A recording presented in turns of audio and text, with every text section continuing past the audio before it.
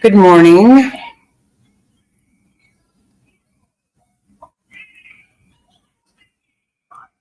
Let's see. Come on in. Come on in.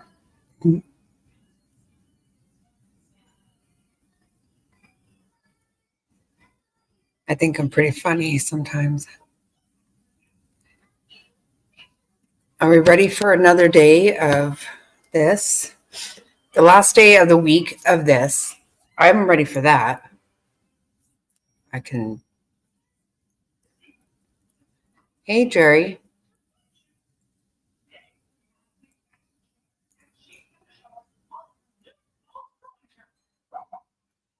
Good afternoon, Sicilian. Yeah, I know. Technically, it's still morning here.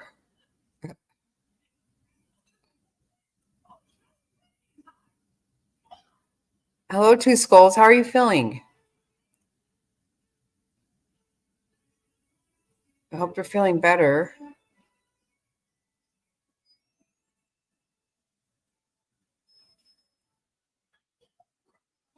Hello, Carla Ray. Are you still a pea head? Do you have peas on your head? Did the peas help? Better? Good. I'm very happy to hear that.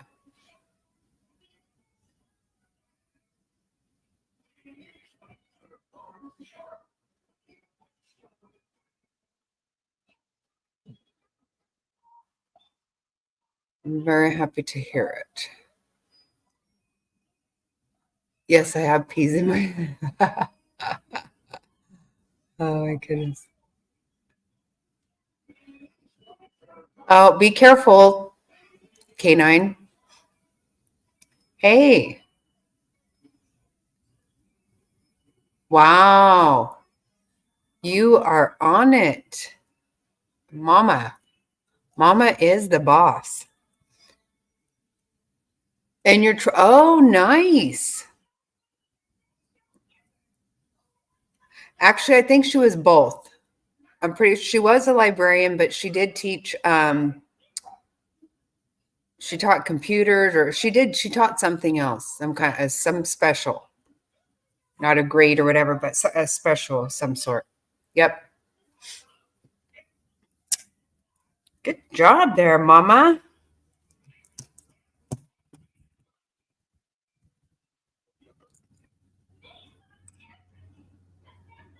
Oh my gosh.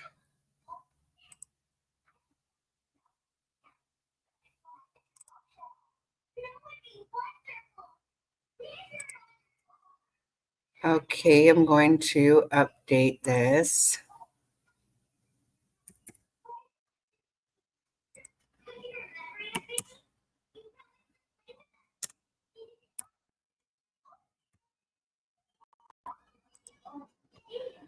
All righty.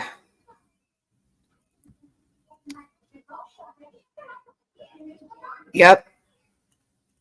You are correct, ma'am. I believe that's what it, well, I know she's a librarian. She did teach something, but I'm not sure what.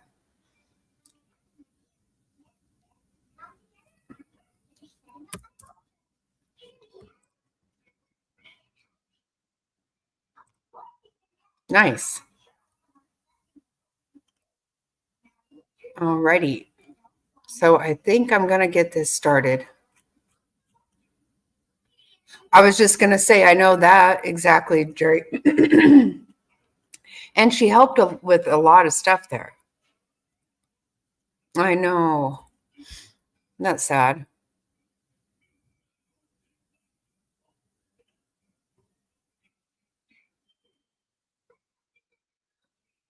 Yeah, I got to make sure I show you guys those pictures today. I know. Isn't that, it's crazy. And it is, it's so gross the way he's like combative to these people. Like, oh, isn't this true? Isn't that true? Isn't, no, it's not. You can, because your freaking tits over there told you. Everybody, every single body else says differently.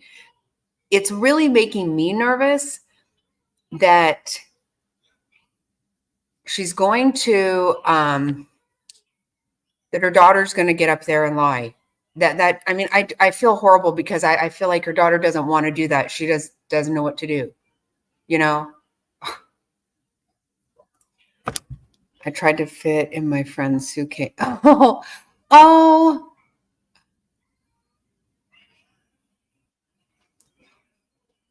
Oh, I bet you did.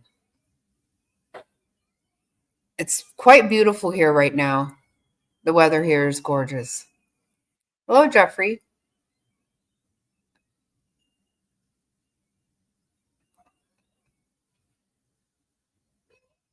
Not sure what it's called now. Yeah, she did teach some kind of a special. And I think, I mean, she was a librarian for sure, but I've heard different things that she probably at different times she taught certain specials. I don't think it was special education, but I could be wrong. And I think, though, that she helped out with a lot of stuff, you know, that wasn't necessarily even, you know, part of what her job description was or whatever. You know, the teacher said that if she knew they had something coming up, she would just on her own go and start pulling different books and things, you know, to try to help them get ready or, you know, help them with whatever project they were doing. So anyway, I will put this on. Starting to get nervous. You know what? This thing really, it does not need to go into June. Surely it's not. Let's all pray, please.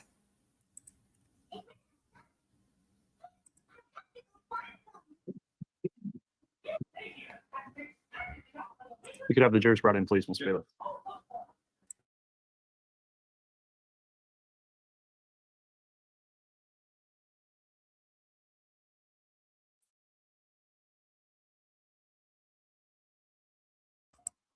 Oh my God, you gave it away? Oh my God, Gerri. I've been wondering about that. Oh my gosh.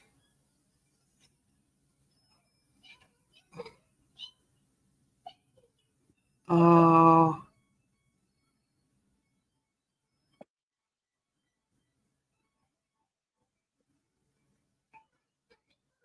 Oh God. I know that is such a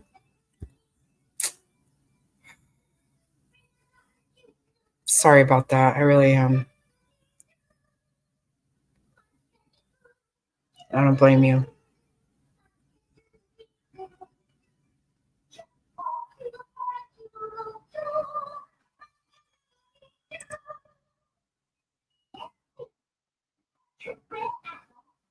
What's the holdup, folks? Thank you. Please be seated.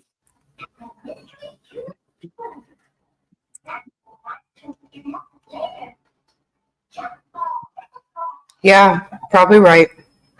All right. Good morning, everyone. We're back on the record on case CR 2221-1623, State of Idaho. Just a reminder. Chad Daybell, states present, as well as the defendant and defense counsel. The jurors are all presently appearing and properly seated and accounted for, and I've received the juror affirmation from each one of the jurors. So thank you again for continuing to follow the court's instruction as we break each day. At this time, the state is continuing in its case in chief, and I believe has additional witnesses to call today. Who will be calling the next witness, and who is the witness? Your Honor, I will be calling Tammy Wilmore. Very well. If you can call your witness at this time.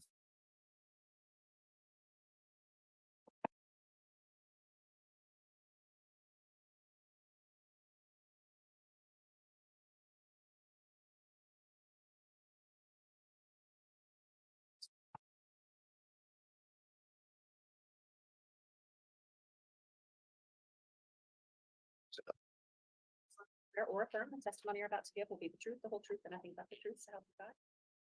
Yeah.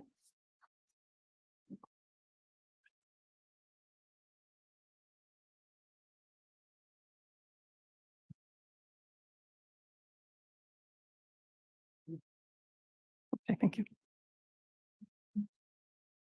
Okay, now that the witness has been sworn, I do have a few questions before we begin with direct examination. Ms. Wilmore, have you watched any of the trial, viewed any of the testimony given in this trial since it began?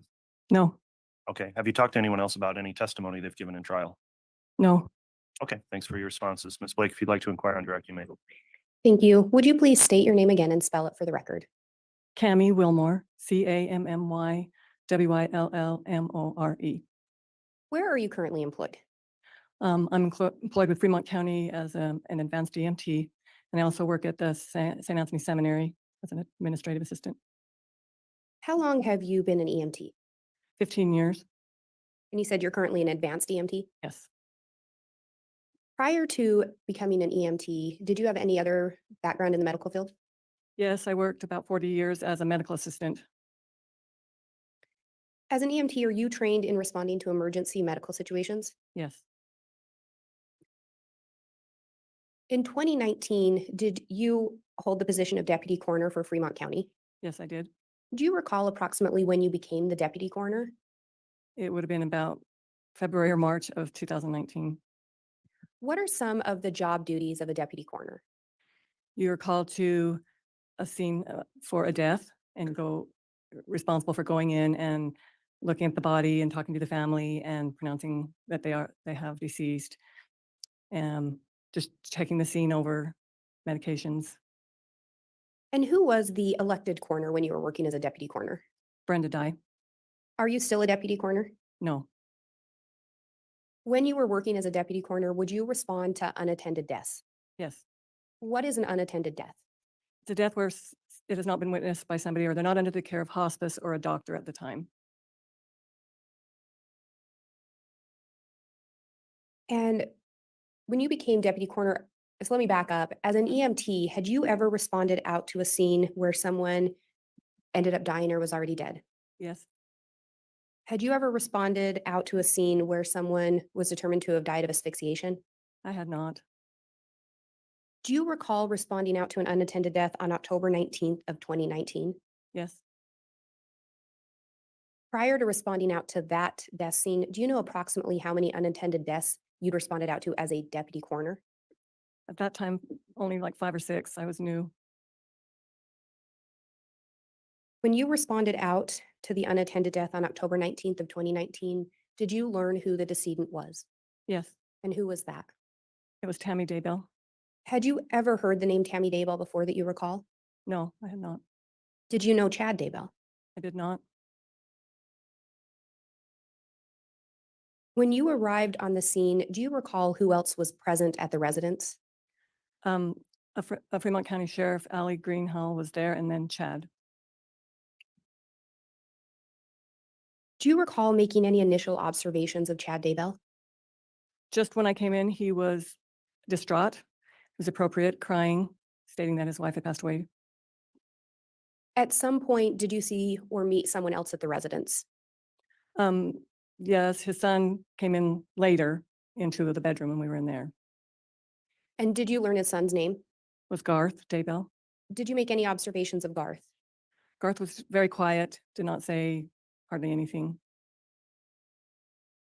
And as part of responding out to an unattended death, do you generally try to gather information from individuals on scene? Yes, Did you do that in this case? yes, I spoke with Chad about her history and what he felt had happened. And what do you recall him telling you? He said that I asked if she'd had any medical issues, and he said that she hadn't, but that in the last month or so she had not felt. She'd had some hypotension and some lightheadedness, and that she had been a little bit clumsy, but that she didn't have any other major medical problems. And when you use the term hypotension, what would that mean? Like low blood pressure. Did you also ask him about the circumstances surrounding her death? Yes, what had happened. And what did he tell you? He said that they'd been sleeping and that she was coughing and had gotten up and gone into the bathroom, and she was vomiting. And so he'd gone in there, she was vomiting. And then after she was finished, that she seemed to be okay, they went back to bed and went back to sleep.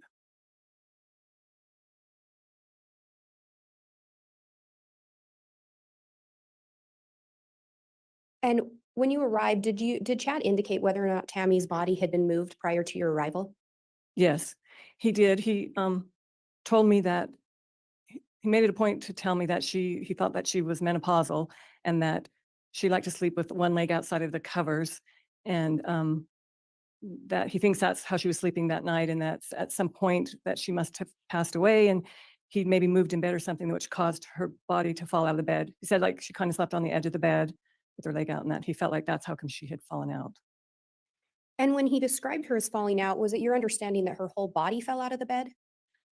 The way that I recall him describing it was that she kind of slipped out, that she had one leg entangled in a blanket or a sheet or something. And so I'm not positive how he was stating it. My mind was that she was partially on the ground, like her head and part of her body on the ground with one leg still maybe entangled. And you had indicated you went into the bedroom. Yes. Was that where Tammy's body was located? Yes, she was on the bed in the bedroom. And Your Honor, I have what's been marked as State's Exhibit 295M. I will indicate there are some photos from 295 that had already been admitted. It's my understanding that these photos were stipulated to. They were the photos taken by Deputy Greenwich. All right. And there is a copy for counsel, a courtesy copy for Your Honor, and a copy is the exhibit. Okay, please let me look those over before they're published. And if the witness may be shown one. Yes. And I'm not sure if the court would prefer that this not be broadcast to the public. This one appears fine to me. And to be clear then, 295, is this a series of photographs? It is a series of photographs that had previously been admitted. However, M was not one of them. We ended with 295L in that packet. Okay, and are you looking to publish?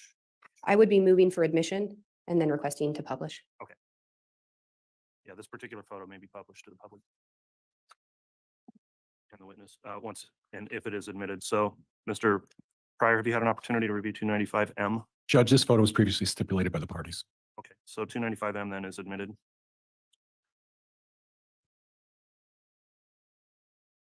And I believe Your Honor said so, but may I have permission to publish? Yes, you may.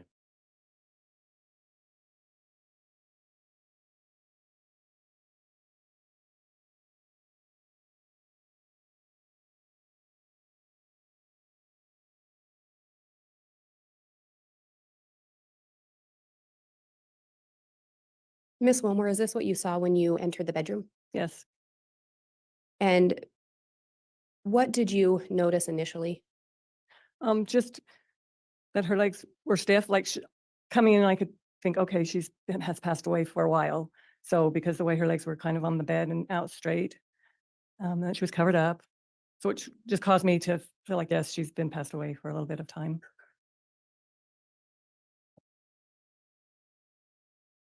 And Your Honor, if I may hang on to this momentarily, I would want to publish it one more time. Very well. Ms. Wilmore, what other observations, if any, did you end up making in regards to Tammy's body? So we took the sheet down to just kind of look at her body to see, and I looked for things on her face and neck and stuff all around her. All I really saw were a few bruises on her bicep at the time that I felt just looked like somebody had bumped into something, or not a fresh bruise, more of a older looking bruise to me. And did any of your initial observations cause you pause? Yes, very first when I walked in, she had this foaming that was coming out of her mouth. That was probably the very first thing that I was surprised at. It wasn't something that I hadn't really seen before. I've seen foaming little bits, but this was kind of like a foam cone that was coming out of her mouth. So I was surprised by that. And did you actually end up doing anything in relation to that? I didn't at the time. I knew that the coroner was coming, and so I didn't really want to do anything with the body till she got there.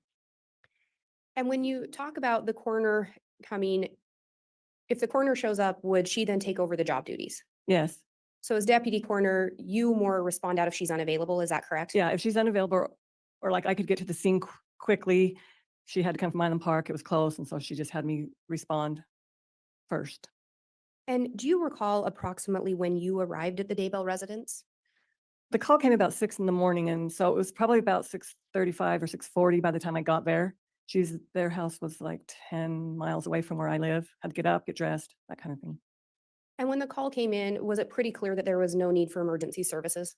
Yes, it was, when we call the coroner, it's a death, a deceased person. And so I wasn't worried, and I knew that, probably an ambulance wasn't coming. So I was not in a really quickly hurrying.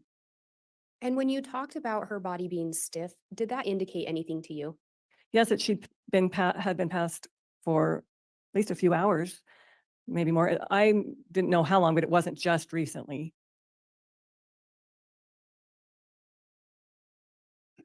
And did you, in relation to the bruises, you indicated you noted them, but couldn't really tell what caused them? No, yeah, they weren't really large or anything.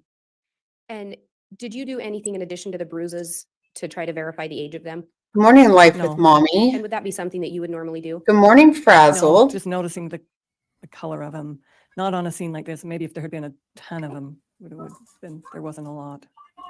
And generally, in looking at the age of bruises, is that something that a medical examiner would do? Yes. Oh, wow, Frazzled, you. When you nailed it. Brenda arrived on scene, the coroner. Mhm. Oh, did you just got out of the go in and doctor. observe Are Tammy's you body again okay? with Miss Dye? Yes. How are you doing, Frazzled? How are And you? was a further examination done of Tammy's body at that time once Miss Dye arrived? Yes, she came in and did the same thing. She also wiped the foam off of her mouth at that time, which I wanted to do, but it didn't do because I wanted her to see that. But as soon as she wiped that away, it came again in just a very short time, which I remember feeling like that was weird, that I hadn't really seen that before. And Your Honor, if I may publish 295M again. You may.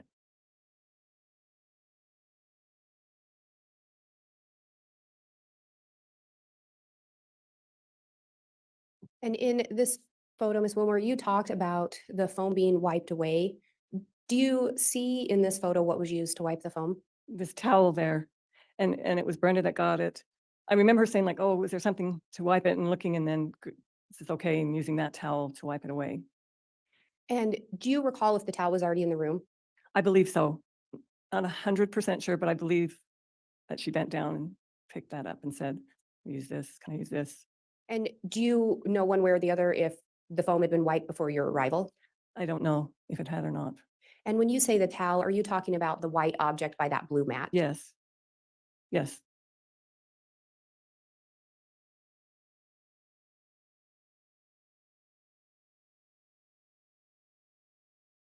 And at some point, did you end up looking up something in relation to the foam?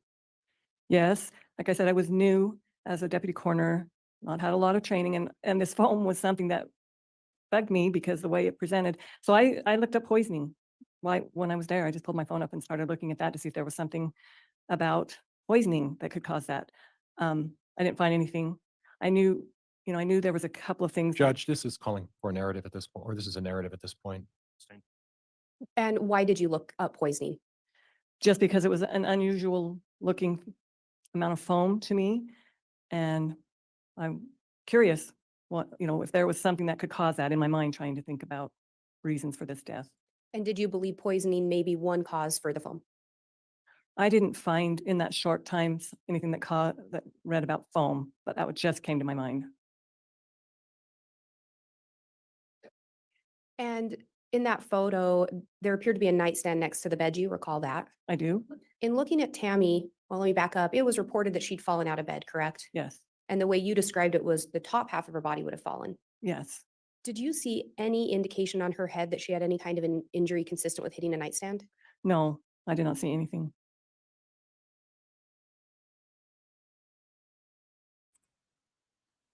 When Miss Dye arrived I on am. scene, You know what? I'm still are a you little aware if sick to she my also stomach. spoke with Chad Daybell?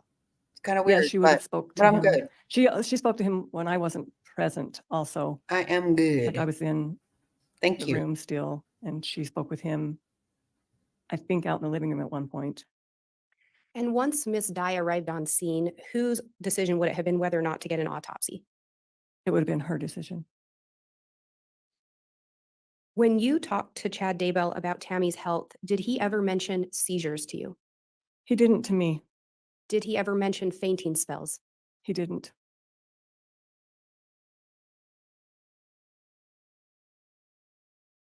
Did you inquire of Chad whether or not Tammy was taking any medication? I did. He said that she didn't go to doctors. And I noticed on her nightstand, there was a homeopathic book or naturopathic type book. Because I worked in the medical field, my mind went to like, oh, she probably had some illness that she was treating herself that maybe caused this death, because she was her age. I couldn't figure, I was thinking, why she's young. So I thought, well, maybe that's why she's passed away. She wasn't seeing a doctor and was treating herself. And when you respond out to unattended deaths, do you have the benefit of getting anyone's medical records? No, not at that time. So you were relying on information provided by the family, Yes, I was by Chad. and Chad was the only one providing information at that time. Yes. At any point, did Garth chime in and say anything about his mother's health? No. Was your concern that possibly the homeopathic remedies would have caused her death, or just something she may have been treating for? I was more thinking that it would be something that she was treating herself for, thinking, she had something major going on and wasn't being seen by a physician. Outside of what Chad told you, did you have any knowledge of whether or not Tammy was actually using those homeopathic remedies? No, I didn't. I did ask to see her medications, and I did look in a cupboard in the kitchen area. Did anything catch your attention in relation to the medications in the cupboard? No, there wasn't anything that stood out to me. There was a few herbal type things, and no, I was more looking for a, maybe prescription type medication. I didn't see anything that stuck out. And when you talk about her maybe having an illness she was trying to treat, are you talking about something more than like a common cold? Yeah, if she had a stroke, or just something underlying that she wasn't aware that she'd had.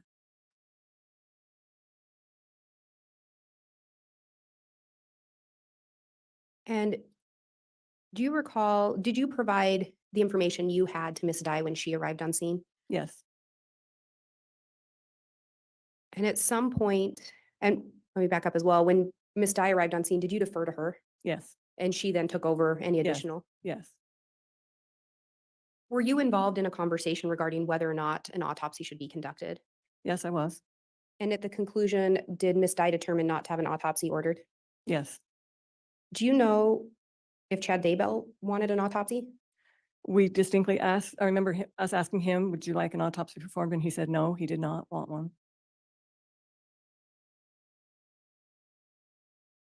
And when you respond out to unattended deaths, will you also consider external information You mean like from, from family members or other sources? yes, When you responded out, had you ever heard the name JJ Vallow? no, Had you ever heard the name Tylee Ryan? no, Had you ever heard the name Lori Vallow? no, Had you ever heard the name Alex Cox? I had not.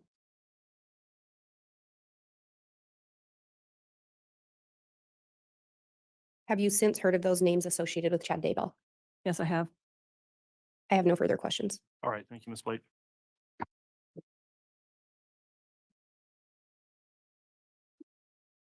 Mr. Pryor, cross-examination. Thank you, Judge.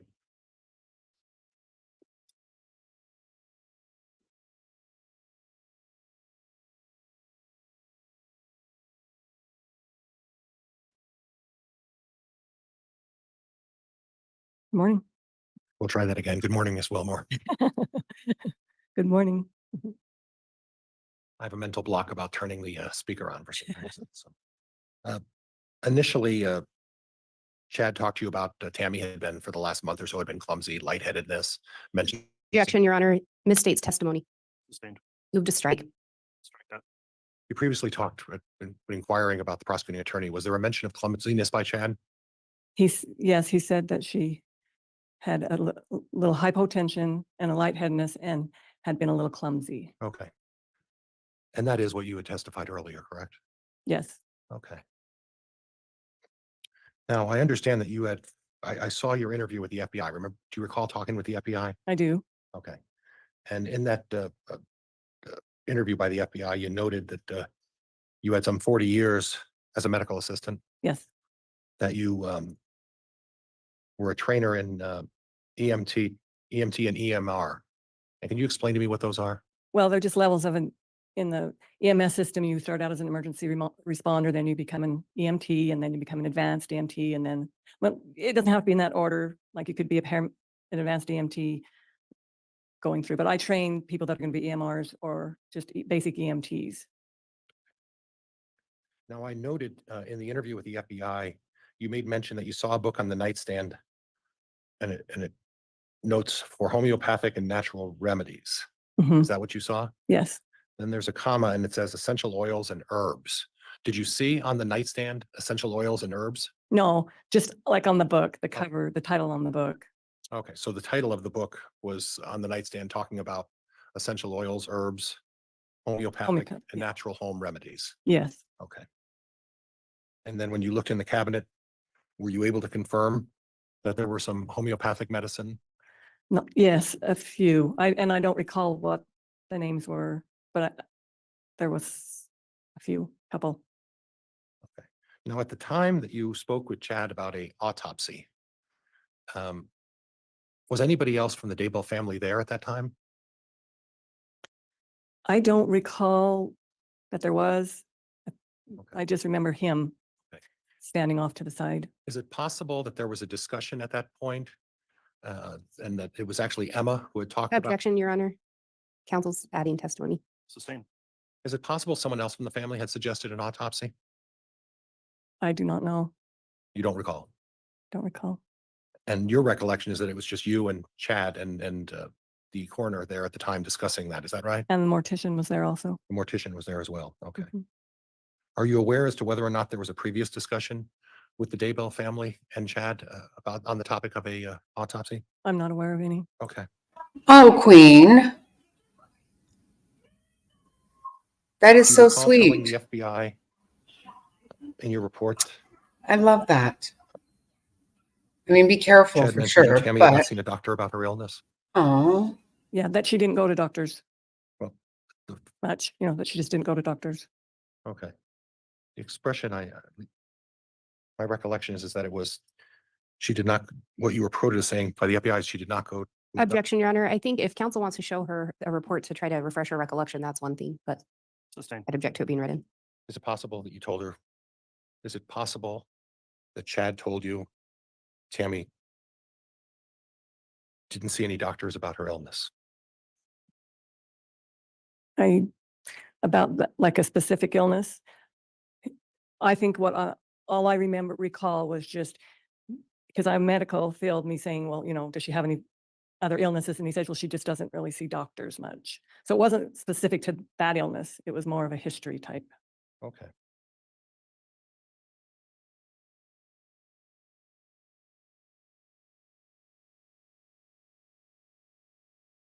Did Chad mention to you that Tammy had not been feeling well for about a month or so? Yes, That there was a discussion about lightheadedness? just that he stated that she'd had some lightheadedness. Now, on the issue of the towel that was used to wipe away the foam from Tammy's mouth, did you look at that towel before you used it to see if there was anything on it? I did not use it. It was Brenda Dye that used it. So I can't comment on that. Did you see Brenda use it? I did. Okay. And Brenda got it somewhere off of the floor? Yes. Okay. And did you happen to look at the towel prior to her wiping off the? No, face? I didn't.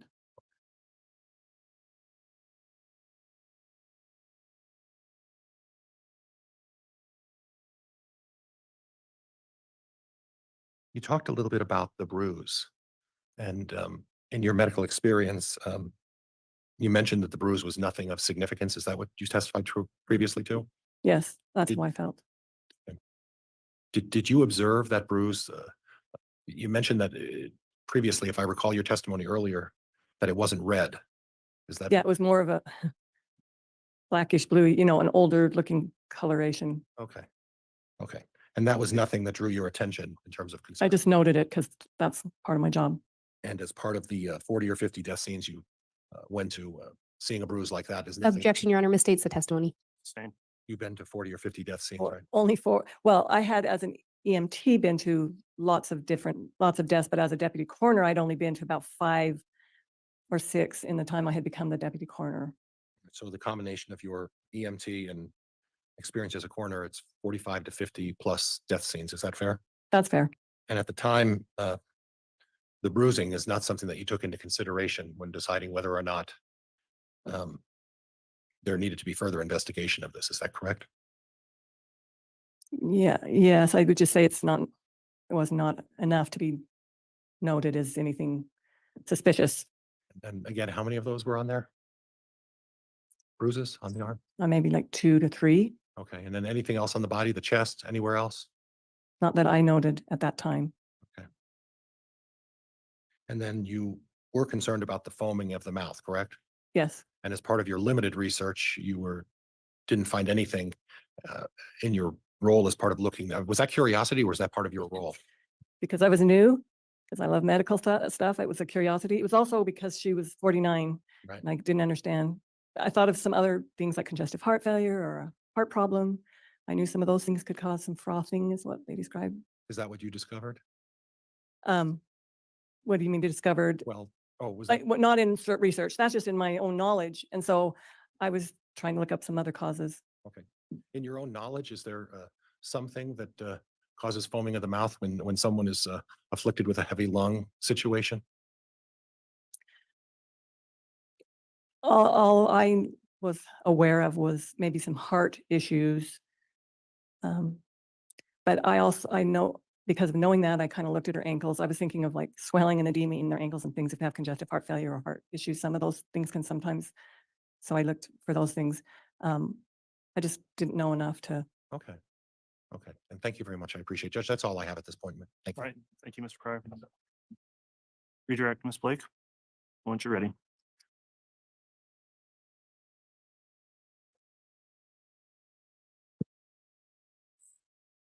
You were asked about being told Tammy didn't go to a doctor. Do you recall that?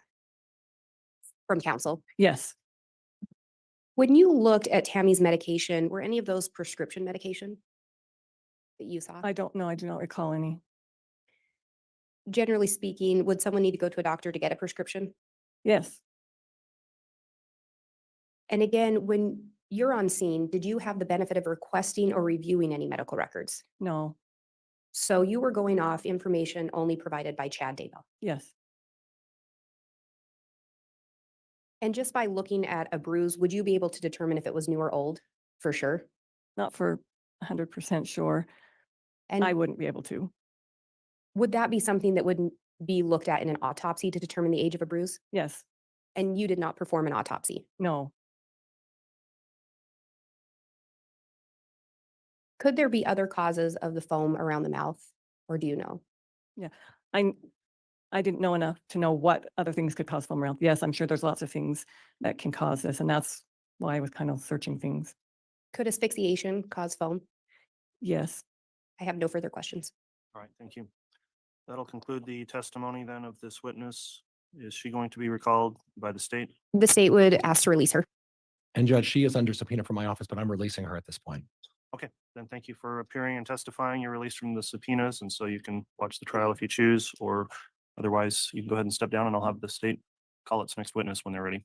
thank you. Thank you. Your Honor, at this time, the state would call Jason Gwilliam.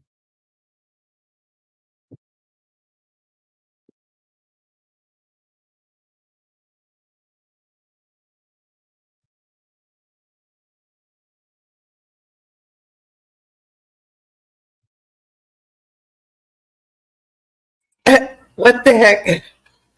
What did I miss, Love Louie? The testimony you're about to give will be the truth, the whole truth, and nothing but the truth. So help you God. Yes. Thank you. I was unfaithful and had to. Oh, okay. I'm watching again with you all. Oh, really? Seriously? Oh my gosh. Wow. All right, What counsel, do the you court made a mean? Oh my determination that this God. particular witness is not subject to the court's exclusionary order, so you can inquire on direct, Mr. Wixon. Thank you, Your Honor. Sir, will you please state and spell your full I name? was looking at Tammy My name is Daybell's Jason Gwilliam, Foundation GWILLIAM. Facebook, and I get back, all I see where is do you I live? must be I live in dark Springville, now, and I'm Utah. like, How long have you lived? what? I've lived there approximately What did I miss? 28 years. Are you related to Chad Daybell? I am related to Chad Daybell. Can you tell the jury how? I married Samantha Gwilliam, who is Tammy Daybell's sister, making Chad and I brother-in-laws. Oh, you have got me really anxious now. I married Samantha in 1995, so about 28 years. during the time that you've been married to Samantha. Yeah, I there saw been that. a number of That's years why I that said you I had to lived go around back Chad and Daybell look because I'm Tammy like, Daybell and their family? Yes. the hell's going on About over how many here? years did you live in the same community? Well, I'm When my mixed. wife and I were first married, we spent Uh, 2 years approximately 2 years, year and a half in Cedar City. And Chad and his family at that time were in Ogden. It's really We hard for moved me into not to Springville. myself. I'm going to go on and say about 26 years. We moved into Springville in the It's okay though. We love you. We're winter good. of 96. And I think they moved in shortly after that in 97. So from 1997 until they moved to Idaho. When did they move to Idaho? Moved to Idaho in 2015. So 18 years, does that sound right? Yes. When they moved to Springville, did you live in the same neighborhood? When they first moved in, we actually lived across the street from each other. After that, sequentially, we moved around the corner. We were probably within a block for that entire time. Can you explain to the jury kind of the nature of the relationship? How often did you have interaction with Chad and his family? We would have interaction with them. 5.8. It wasn't uncommon for at least once or twice a week. In Chad and Oh I's my case, God. probably sometimes 3 to 4 times or more a week. I can tell you right Did now, you go to the same church? We did it. Chad would have, Did you and Chad? I would have been spend the any time darkest of all We did dark. spend some time working together. Chad and I had opportunity throughout that time to share, I think, at least 3 Yeah. shop spaces together. 'Cause I would have told And, man tits what I thought about Previous his to him moving up to stupid Idaho, he and I worked together for 6 pussy ass months self. before he went up there. Could you explain to the jury, do you feel like you were someone who was close to Chad? Hey, I feel like that Chad and I Colin. were very close. Gosh, I'm missing a lot here. Are you aware of any other friends How during that are you, time Colin? period Good to that see you. Chad had that were maybe closer even than you were? He had friends from high school. He had other relatives that he had, but it probably wasn't as close as what we were, or I felt we were. Being relatives and close friends. Did I you and don't Chad think ever cheating have was one-on-one a bad thing because he talks or was all about that. conversations where you might confide in one another? And I We had a lot think of he talks had a about it. very Oh, good Backing score. up, we have a lot of talks where we would talk about That'd be different a issues with lesson regards to to family, zombie. with regards to religion, with regards to just about anything. And I felt like we had Oh, some really God. deep conversations in regards to a Right. number of things, just as 2 good friends and brothers. Oh my gosh. Was there ever a time that Chad expressed to you any concerns about his marriage to Tammy? I don't want to say concerns at that time, but you have your relationships that you have with your spouse, and there are times where you don't always get along. And so we might have Oh discussed and God, talked Gerri, about you're some of so that. funny. Did Chad ever discuss with you Oh, that's awesome. his intimacy with Tammy, his wife? There were times he did. What in particular would he discuss with you about that? I can't Jack, help at this it. point, this isn't relevant. Sustained. You're tired and Was there anything specific in aching. your discussions with Chad that he explained if he had concerns about his relationship with Oh, Tammy? I'm sorry. Just in the fact you that I feel think he better. felt like at times it was a little vanilla. It was a little bland. Aw. What did he mean by, what did he say about that? Just in certain aspects of the relationship, that it was just a marriage of just. we Yeah, have I a wish lot I of didn't care routine, about his man just general tits. You know routine that we what? go If through.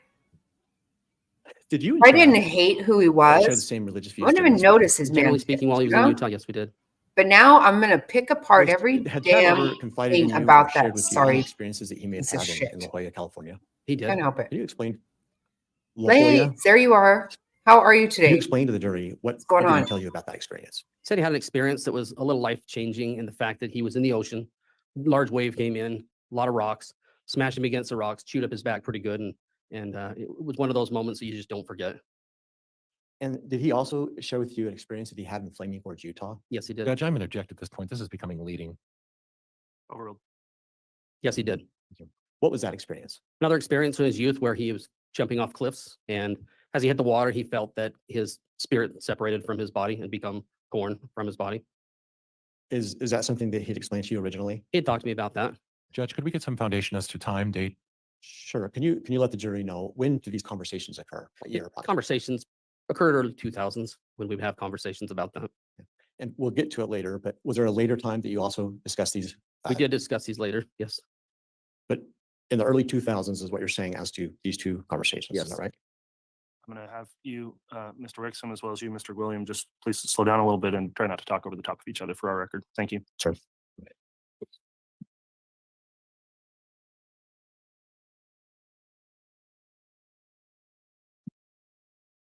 At some point in time, did Chad's religious views change? I believe they did.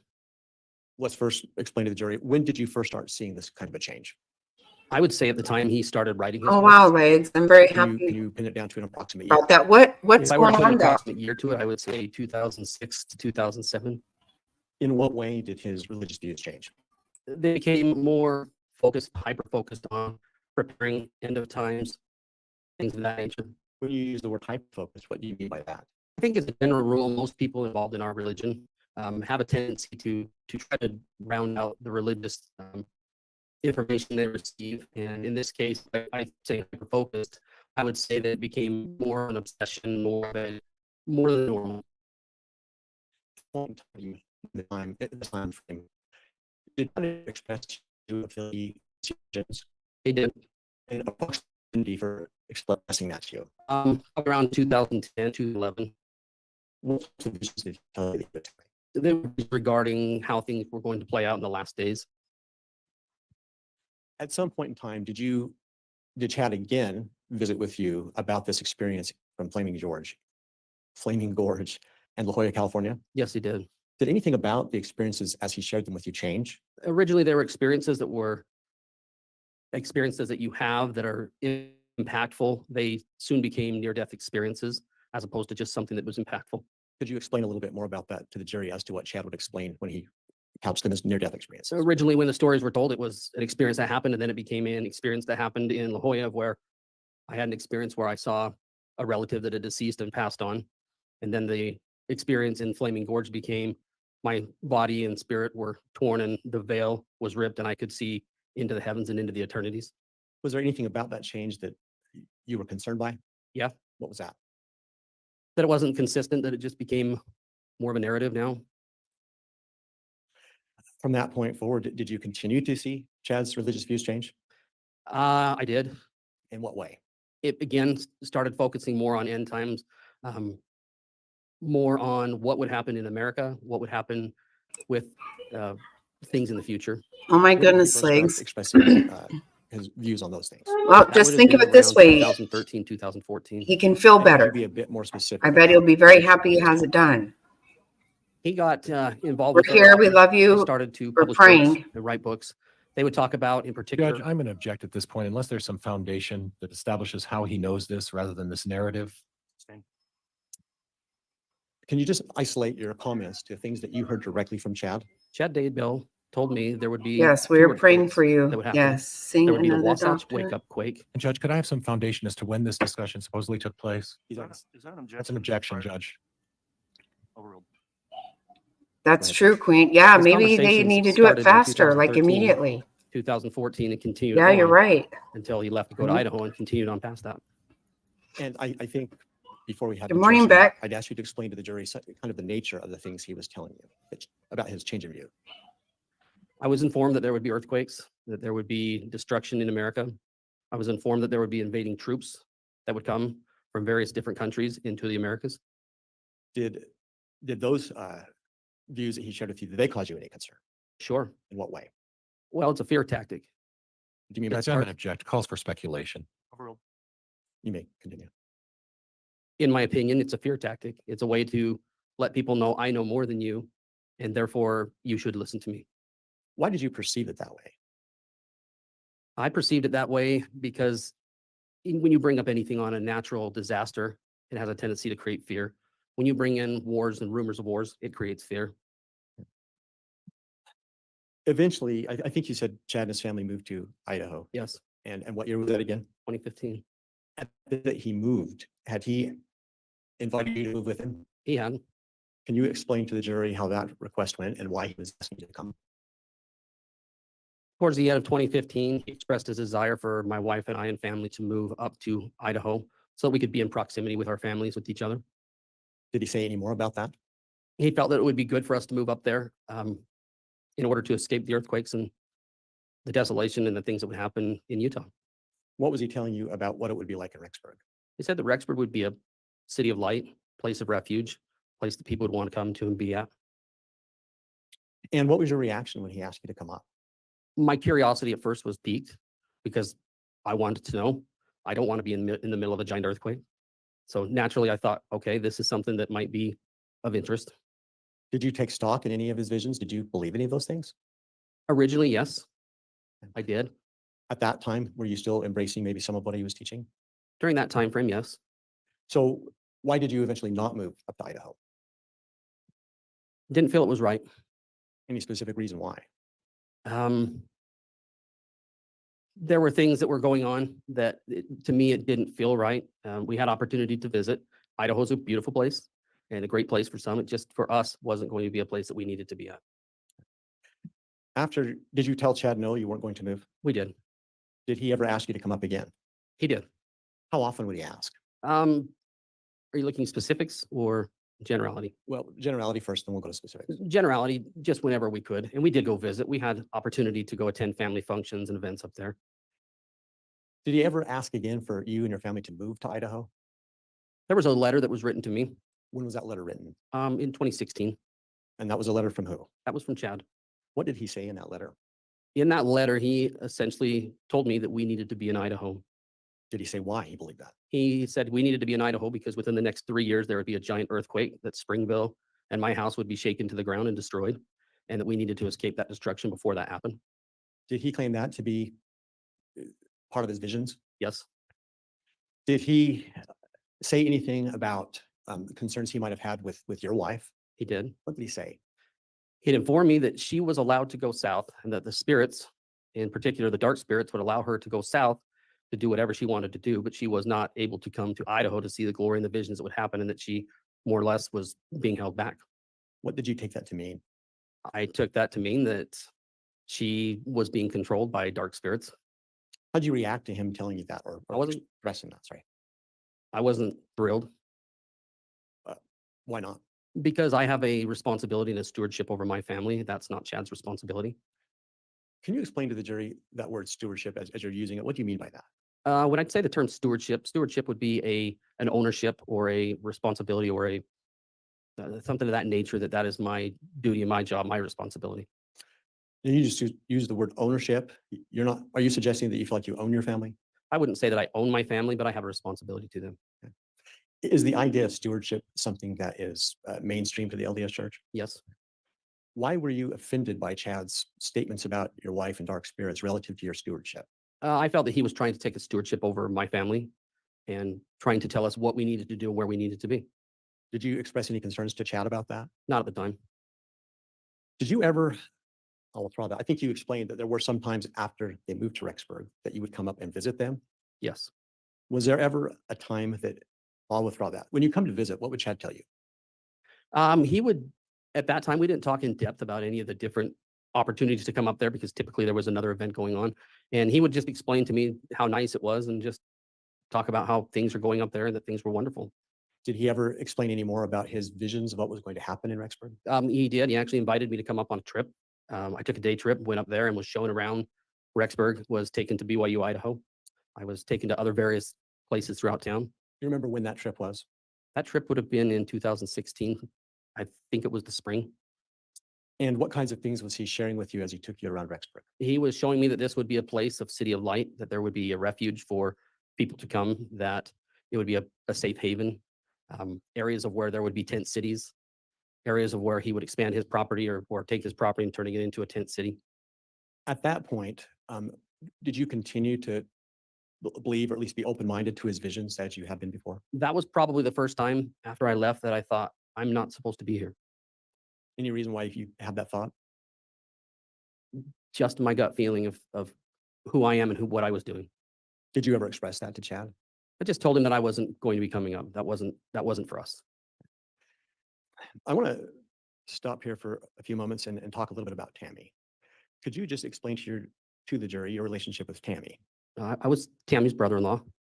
I thought she was a sweetheart. She was a kind, gentle person that she really had a lot of people's best interest. She wasn't a saint. None of us are, but she was really, truly an amazing person that just loved people. And in particular, was one that would reach out to touch the individual in my. Judge, I'm going to object at this point. It's becoming a bit of a narrative.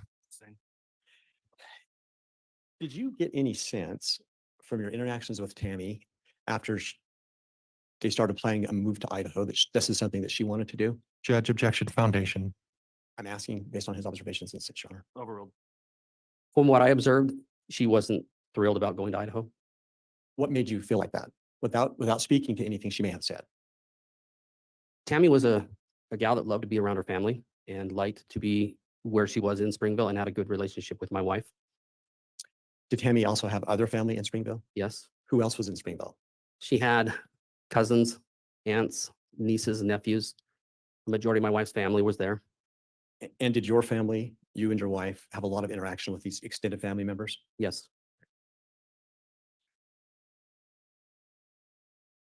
Did you ever make any observations about the way Chad and Tammy interacted with each other?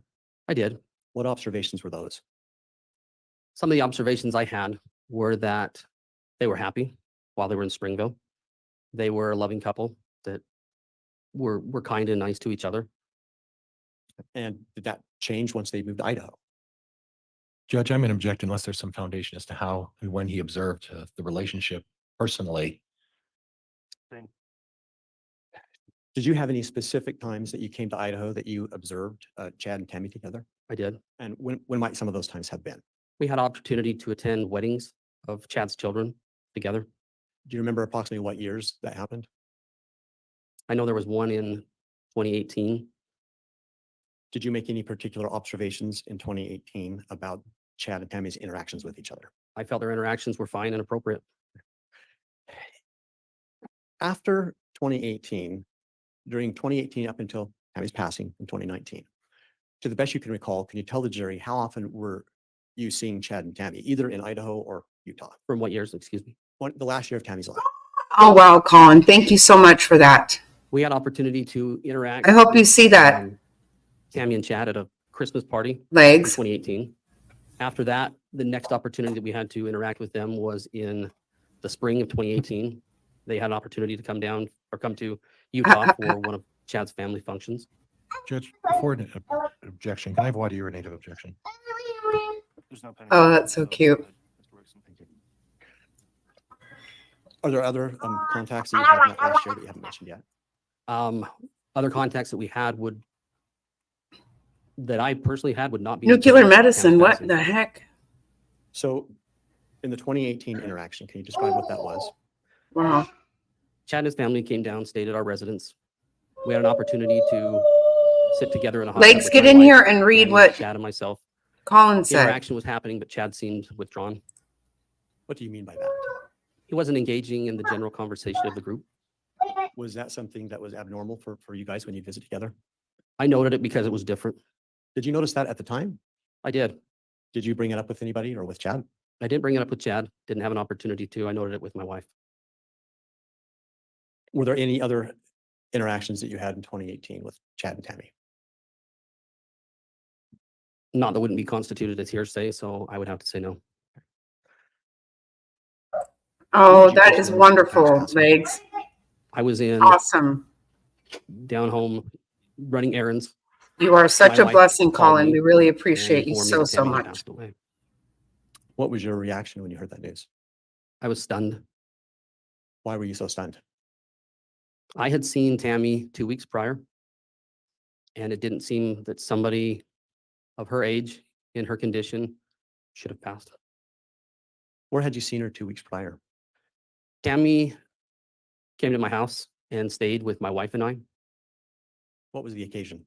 On that occasion, she was coming down to visit family and parents. And you noted that part of why you were stunned was because of Tammy's condition. Will you elaborate on that for the jury, please? For what I had observed, she was healthy. She seemed happy. She didn't seem to have anything that would cause her to die. Not that I'm an expert in that. At that point in time, had you noticed whether or not Tammy had put on any significant weight or lost any significant weight? I did not feel she had changed.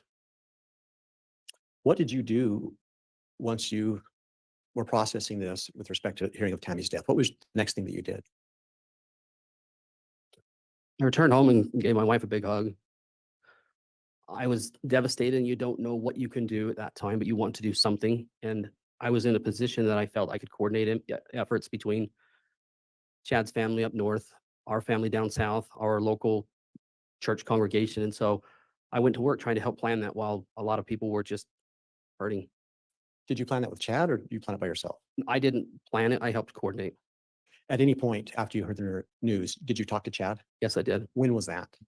I would say around 11 o'clock or 12 o'clock. I don't know the specific time Of what day? of October 19th, 2019. Would that be the day of her passing? Yes. And when you say around 11 o'clock, would that be in the morning or in the in the evening? morning. Did Chad call you or did you call him? I don't recall. I think I reached out to him. What kinds of things did you and Chad talk about in that conversation? We discussed getting in touch with a local mortician where we were at. We discussed getting in touch with the head of the congregation, just arranging the basic things that you would for a funeral. What, if anything, did he say about his desire for the funeral? Said he wanted to do it Tuesday, which was a little surprising to me. Why? I just felt it was very quick. Did you talk about the circumstances of Tammy's death? I asked him what had happened. What did he say? He said that he was woken up by her rolling out of bed and that she passed away. Did you press him for further information? I just had asked because you want to know what happened, and we talked about it, and the only answer he could give me is, I don't know. I don't know. I left it at that.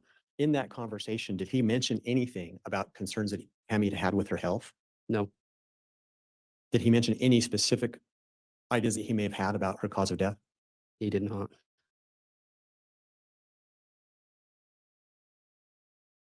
And later to that day, well, let me withdraw that. In that conversation, did the topic of an autopsy come up? Not between he and I. Did you get a different call later that day? I did. From who? I got a call from Steve Schultz. What was that in regard to? Steve Schultz was the local mortician we were coordinating efforts with. And that was in regards to asking if I would assist him in retrieving Tammy and bringing her back to Springville. Did you do that? I did. When did you do that? We left the following morning, Sunday, early to go pick up Tammy.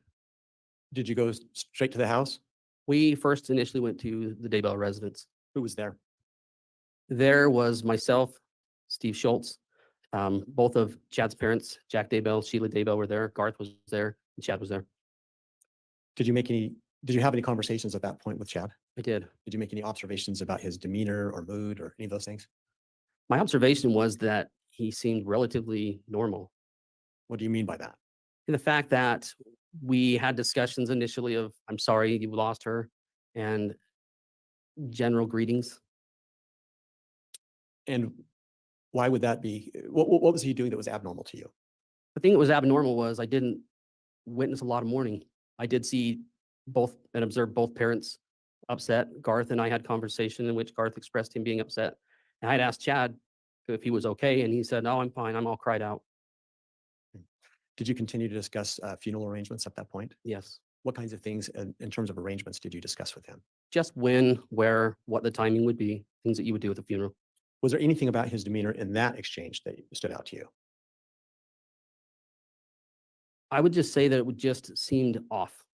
And by that, I didn't feel like at the time, I didn't feel like it was normal when someone lost a spouse, but everybody does grieve differently. And so I didn't think any more about it beyond that. Was there any more talk with Chad about the circumstances of Tammy's death at that point? No, Did you then, did you help Mr. Schultz remove the body and take Tammy to the we mortuary? did. We went from there to the funeral home and picked up Tammy, placed her in the vehicle, and proceeded to head south. Do you feel like at any point during that transport or the transport to Utah, did you get a chance to observe Tammy's body? I didn't get a chance to observe Tammy's body before transporting. No. Did you after? After I had an observation of just her area from the shoulders up to observe her face. And when was that opportunity? That was when we dropped her off at the funeral home. Did you make any observations about her at that point? I didn't make any observations other than I wanted to see if she would be or look appropriate enough that my wife might want to help do her hair and makeup. After taking her to the Utah mortuary, do you recall, did you attend any viewings for Tammy? I did. Which viewings did you attend? There were 2 viewings associated with her funeral. There was one that was on Monday night, and then there was one before the funeral Tuesday morning. Did you have any interaction with Chad at the one the night before? I made attempts. We didn't have a whole lot of exchange. He was busy. I was busy. And so I wanted to try to connect with him, but every opportunity I had, we just missed each other. Was that necessarily unusual given the circumstances? I don't feel it was unusual with the circumstances. No, So is it fair to say at that point you didn't have any concerns about? no, I didn't. And then did you attend a viewing the following morning? I did. Did you interact with Chad at that point? Maybe small talk, nothing substantial at that time. Did you have a chance to observe him at that point as well? I did. Did you notice anything during that interaction that caused you any concern? The family prayer, which is customary at a religious event that we have with a, a funeral, seemed a little off. He was really shaky and very unsure on his feet and almost just seemed different. Could you expand on that? When you say off and different, what do you mean? He was rocking back and forth and side to side and giving the prayer and not crying, but trying to cry is what I felt. Did you hear the words of his prayer? I did, but I couldn't recall them right now.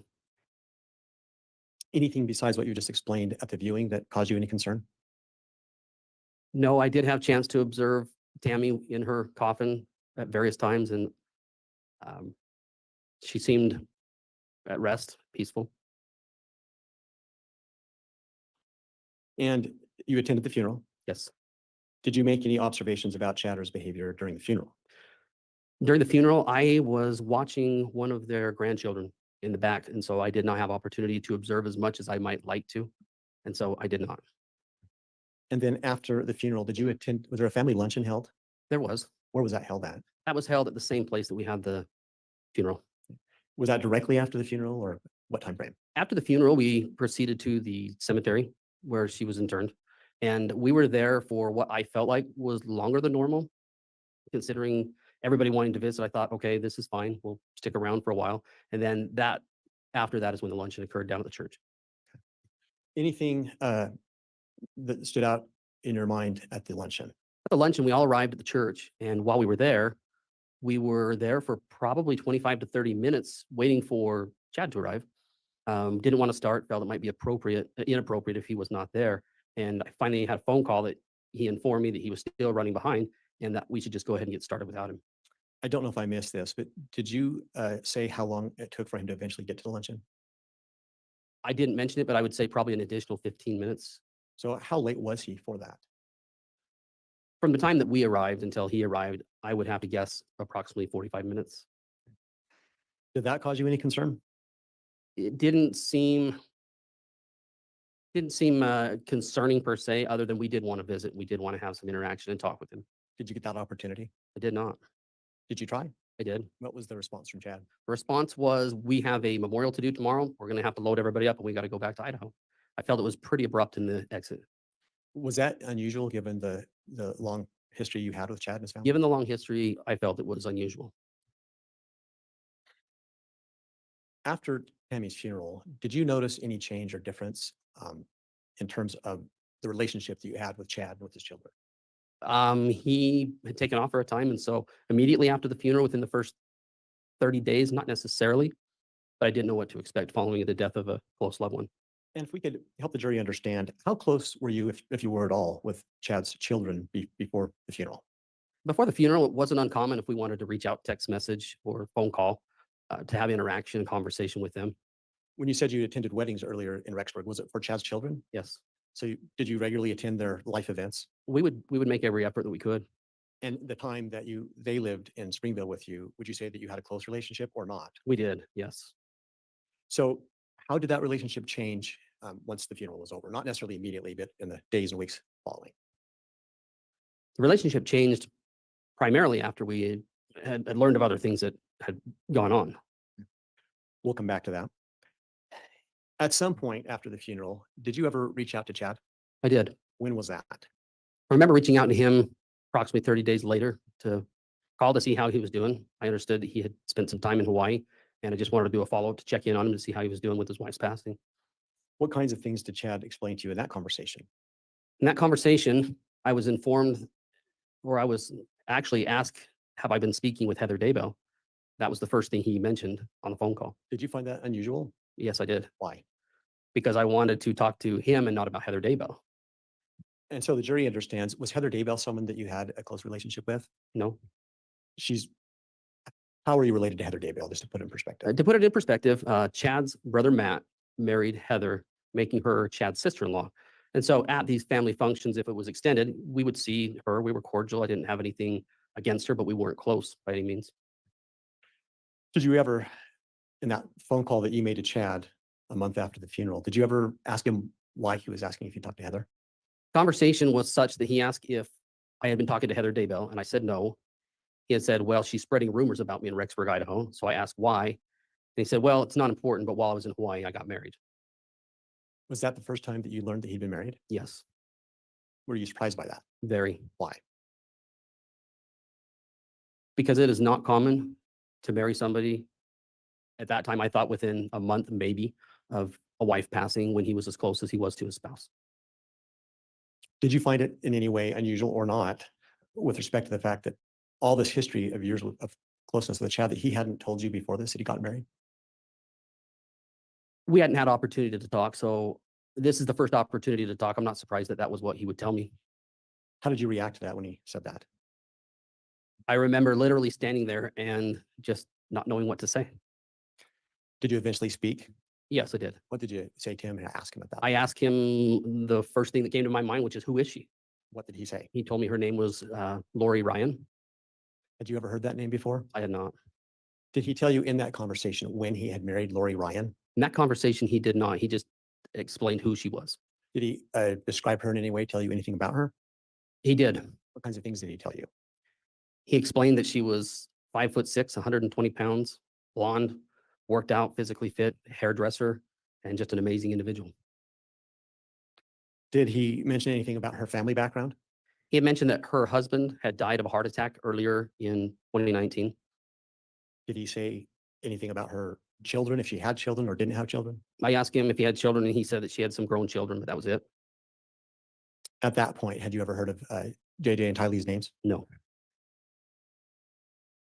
Anything else in that conversation that stood out to you? In particular, nothing that was of note other than I was still trying to process that he had been married, and I wanted to know when he had gotten married, but he had not shared that with me. In the days that followed, did you have another conversation with Chad? We did. When was the next conversation? The next conversation was a day or two later. I'm not specific on what day it was. And what was that conversation about? The conversation for me was mainly trying to find out information of when did you get married? So did you call him? Did he call you? I called him. Did you call and ask him that question? I did. What did he say? He informed me at that point that he had been married on November 5th. Did he say anything else about his marriage? Not a lot about the marriage itself. I want to back up. Back on November 19th, did Chad ever ask you to do anything about this information that he'd been married? You know, when he did share that information with me, the one item that was a little surprising was that he asked me not to tell anybody. Did he give an explanation as to why he didn't want you to tell anybody? He just said, don't let anyone know. And I informed them he needed to call our in-laws and let them know. And he just didn't give him information. He didn't give a reason. So then going forward to that phone call and you had a couple of days later, did he say anything about how his kids had reacted to the marriage? He did. What did he say? He informed me that his kids knew that he was going to be getting married before he went to Hawaii. And what was your thought at that point? My thought was, and I did ask him, how did they keep that a secret? And one of the answers the answer troubled me because he said, my kids are good at keeping secrets. Did he explain what he meant by that at all? No, he didn't. Was there anything else of note in that particular conversation?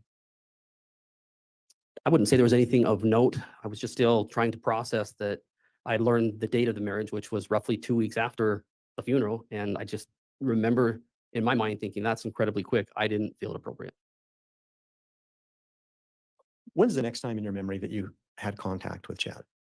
The next time we had contact with Chad was the day, I want to say it was the day that Tammy was exhumed. And how did that contact occur?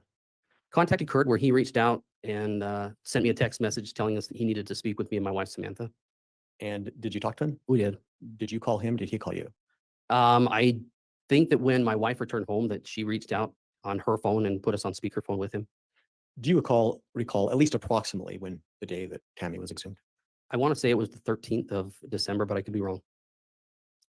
So when you spoke to him on this occasion, what specifically did you talk about? There were more conversation between him, my wife, and he, as there was too. He and I, however, we were all on a speakerphone together. And it was a conversation in which he had asked us if we had known that Tammy was exhumed and had we been responsible for that. And I just want to invite you in these questions. Just speak to what you heard from Chad, not what your wife may have said. Okay. Sure, of course. So what did he say about it, if anything? He wanted to know if we knew that she had been exhumed. He wanted to know if we had any responsibility for her being exhumed. And in both cases, we did not. We did not know anything about it. Did he explain at all why he wanted to know if you had responsibility for that? No. What else did he ask or say to you? During that conversation, there was a lot, but I probably couldn't testify to much of that at this point.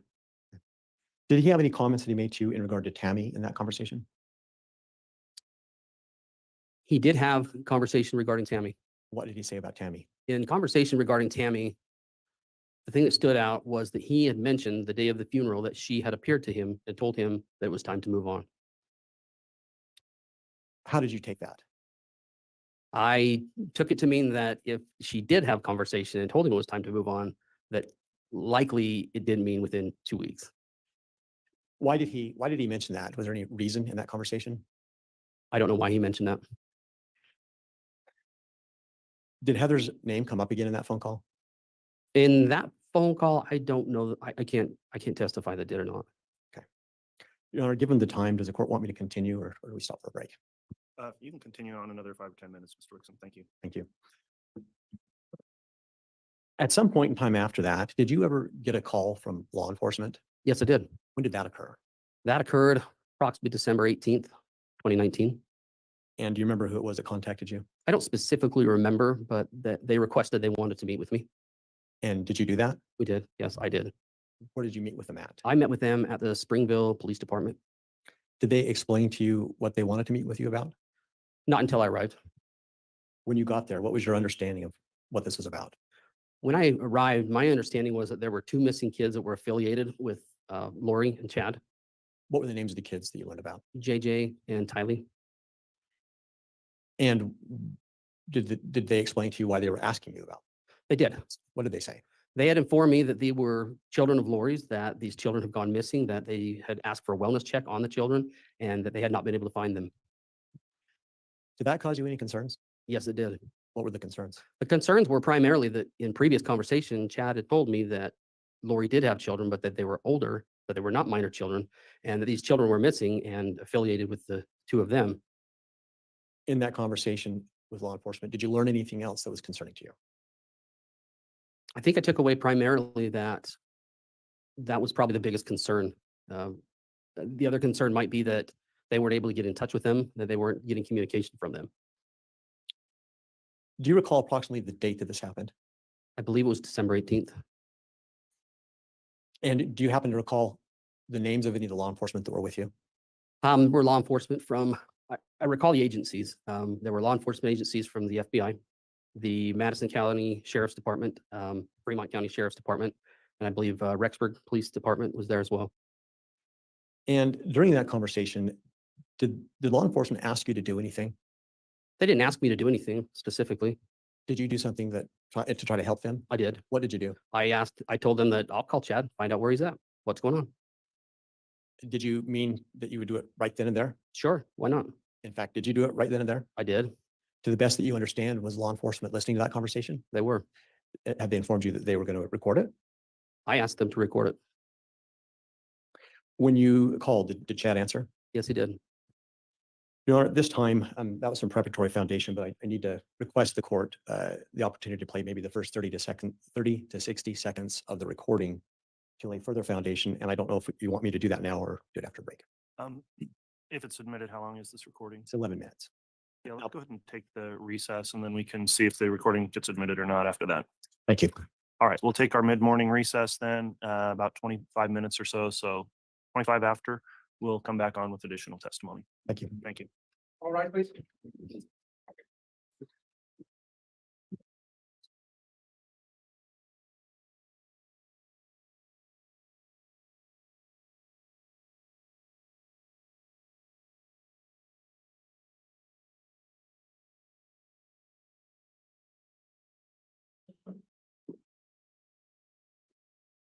Thank you. Please be seated. We could have the jurors brought in, please. Thank you.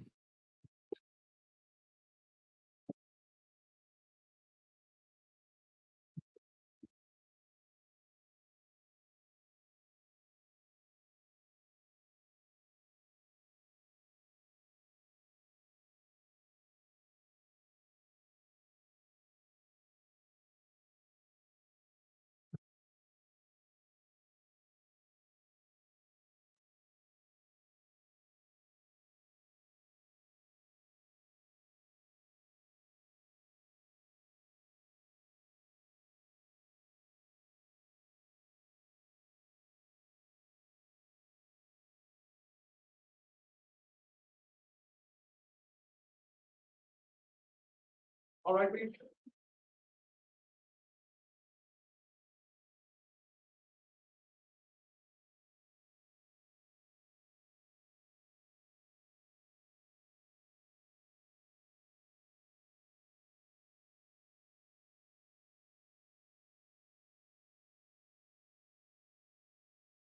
Here's Officer Crown for you.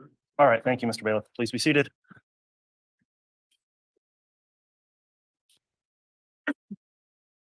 Okay, we're back on the record on CR 22-21-16-23, State of Idaho versus Chad Daybell. Mr. Gwilliam is on the stand, has been placed under oath, and Mr. Wixom, you can continue with direct examination. Thank you, Your Honor. Mr. Gwilliam, just for clarity, since we had a break, I believe that one of the last things you said about this phone call was that you had asked law enforcement to record it. Is that what I heard? Correct. Why did you ask that from law enforcement? I wanted to know if there was going to be any answers that would help to find the two missing kids that they were inquiring about. And I thought it would be helpful that if there was information given that would assist in that. I thought it'd be good to record it. And in the conversation, who literally participated in the conversation? There was myself, Chad Daybell, and Lori Daybell. Nobody else comes into the conversation? I don't believe so. If in fact, have you recently heard that conversation? Recently, yes. If you did have the opportunity to listen to the very early portion of the conversation, would that be something that you could recognize and identify? Yes. Your Honor, at this time, the state's proposed Exhibit 308, which is a recording of that phone call. We would seek to have the opportunity to play the first portion for this witness to help identify it. And for clarity, we will be offering it under 801B2. All right, if you want to play just a very limited amount, enough to lay some foundation for the witness, and then don't publish anything more than that, Mr. Wixom. Thank you, Judge. I would ask for 30 to 60 seconds.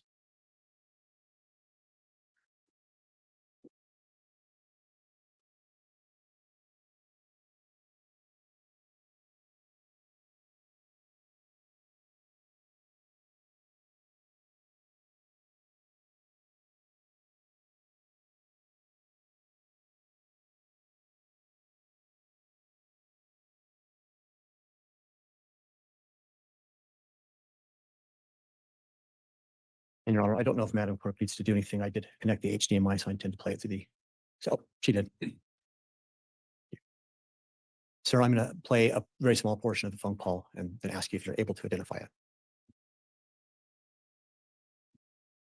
Hello. Chad, what's going on? Message. You got, all right, what the heck is going on? I got people coming down from Rex. Mr. Wixom, I think that's probably enough. Sure. Go ahead. Thank you.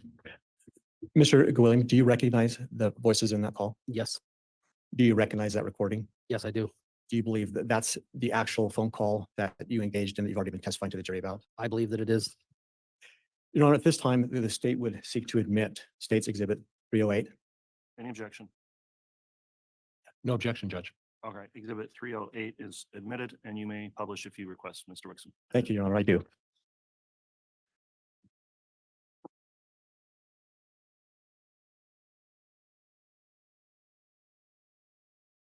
Sir, I'm going to continue to play this call. I may stop at points and ask you some questions. They're wanting to talk to us. What? Yeah, I'm just saying, I'm like, I don't know if I want to talk to you guys and yeah, I have people wanting to question and talk to me about you and what you got going on. And I'm like, okay, why? And so I thought I need to reach out and find out. Speaker Lori's there, so let me just put that speaker. Okay, sure. So go ahead and state what is happening so she can hear. I have people calling me from Rexburg saying, we want to bring you in for questions and talk to you about what's been going on. And we're trying to find some kids. And what do you know about it? And I'm going, I don't know anything. What? Why? What? Okay, no, I don't know what's going on. And so Yesterday, they actually went to Leah's house and tried to threaten her. We're not fully sure what they're trying to accomplish. It's mainly one detective in Rexburg. Okay. So finally, we got a hold of an attorney, and that's pretty much where it goes from here. It's just, just everything to your attorney and stuff. Okay. yeah, just we can text you his name and. Yeah, probably should. Mr. Gwilliam, I'm going to pause there. You just heard yourself in the audio saying you probably should contact an attorney. Did I get that correct? On that one, they had mentioned, or he had mentioned to me that they had an attorney they retained. And I wanted to get the name of the attorney so that I could then pass it on to law enforcement. And that was the purpose of that. And the voices that we've heard so far, we've heard your voice. Just for clarity, who's the other voice? The other voice is Chad Daybell. Stay, who you need to. You know me, I don't deal with a lot of this stuff very well. I'm just like, okay, I'm a simple dude. What's going on? What do you guys want to do? What's happening? What's going on? You're route. I don't know how you would even be involved. I have no idea. They're just trying to go through and just kind of see if I know anything about anything going on. And I'm like, no, why would I? Talk to me. Tell me what's going on. Well, we're trying to find 2 kids that along with Lori, and we just want to know if they're being, sheltered down in Utah. And I'm like, I don't have any idea what you're talking about. So is there kids that are not involved, or what are they talking about? So I'll have a clue if they show up at my house. If they show up, you can just give them the attorney's name and say, we're not talking to you without an attorney. Okay. Because No, there, well, it's my sister-in-law. It's just a bunch of people that are starting trouble for no reason. It's separate from the Tammy situation. Mr. Gwilliam, you just heard that reference to the Tammy situation. What did you take that to mean from Chad when he said that? when he said the Tammy situation, I can only, the fact that he had buried her soon, married Lori as quickly as he did, I don't know there would be a situation, and I don't know what he means by situation in that, at that point. Would it be fair to say at that point in time that you didn't have any knowledge of any investigation related to Tammy? I didn't know of anything. And had Chad ever discussed anything like that with you in any of the prior phone calls? Let me backtrack slightly. Possibly the Tammy situation could be in reference to him calling previously to ask about her exhumation. They're trying to combine it all together. Well, do you want to send me that attorney's number? Do you want to text it to me, or? Yeah, So, yeah, if you can do that, that would be helpful, I'm sure. So, they're just grasping at straws. I still feel Heather Daybell's behind it. okay. Just, she's an evil woman and. It's her in-law that's this Yeah, officer. Who? Detective Hope. Yeah, did he call? Just to inquire, at that point in time, had Heather Daybell contacted you about any of this? At that point in time, I don't know that Heather and I had conversation about that. I can't recall. You? No, Was it no, he didn't call me. It was another individual. And so, yeah, that's where I'm like, okay, this is getting a little bit weird here. And so I thought I'd reach out to you to find out, what's going on. And so. So we pretty much blocked them. It's a simple situation, but we just can't tell you because then you'd have to be involved. Yeah, No, I get it. That's fine. So at that point, they're talking about bringing down like a host of like FBI people involved and stuff. You just heard Chad describe the situation as a simple situation. Correct. And he said, I can't tell you because I don't want to get you involved. That was what was stated. And you said, okay, I understand. What did you mean by that comment? At that point, I felt that it possibly was a smaller situation. I didn't know what the situation was. And so at that stage, I think he was just trying to keep me out of the loop. I'm like, I don't want, I don't need that. It's Christmas. So, that's where I'm just going, all right, that's interesting. So, okay. well, you don't know anything, which Yeah. is great. You don't know anything. No, I don't know anything. And so that's good news at that point in time. So, okay. I don't know how they would have done that other than Heather. She knows our friendship. Oh, sure. No, of course. And so, yeah. And that's why I was like, yeah, maybe I better get a heads up about what they might have to say or what's going to happen or what they're talking about doing. And so if you've got that name on that, I'll just say, hey, look, you know what, you may just want to go talk to these people. I don't need to, be involved in the whole thing. So I'll text you the attorney's name. He's a calm, collected individual. We're happy with him, but gotcha. So It's- on that, it's just, Everybody that we know, which is so dumb. so on that, is this an attorney that's just, is he out where you're at? Is he local? How would I, if I needed to? he's in Rexburg. He's a Rexburg attorney? Okay. Yeah. I gotcha. So, Yeah. okay. So, It's Pittsburgh police who are being whatever.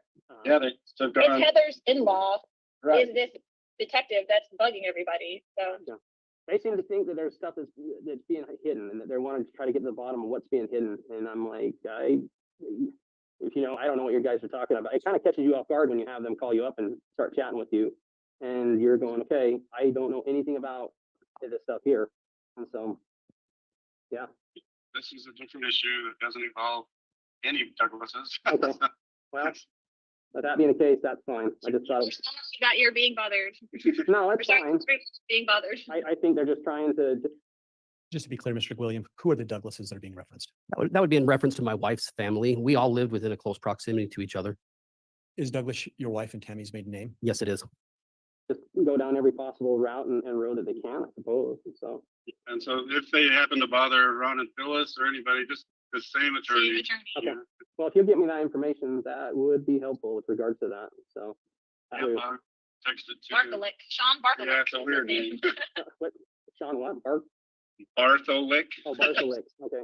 Barth. Yeah, that is a little different. Same name, but Yeah, that works out just fine. So, this detective is Matt and Heather's daughter's father-in-law. okay, so there's a relation to Oh, Heather with regards to Hey, everything. what or what? He is We don't just know if so he's getting paid persistent. off or what, but he's bugging everybody we know for It's no reason. basically And he a- won't even call us. He doesn't call us ever to ask us any questions. He's just trying to get information from anybody else that will give him information. Sweet. So should I tell him to call you and you'll give him the information so they'll leave me alone? Yes. All right. Maybe I'll do that. If they say come over, I'll say, hey, you got their number, call them. You know, and so It's like he's circling us rather than talking. directly. so he's Exactly. basically taking every angle possible and trying to come in and chat with you guys rather than just saying, hey, pick up the phone and call you and you'll chat with him. Nice. I'll change this number.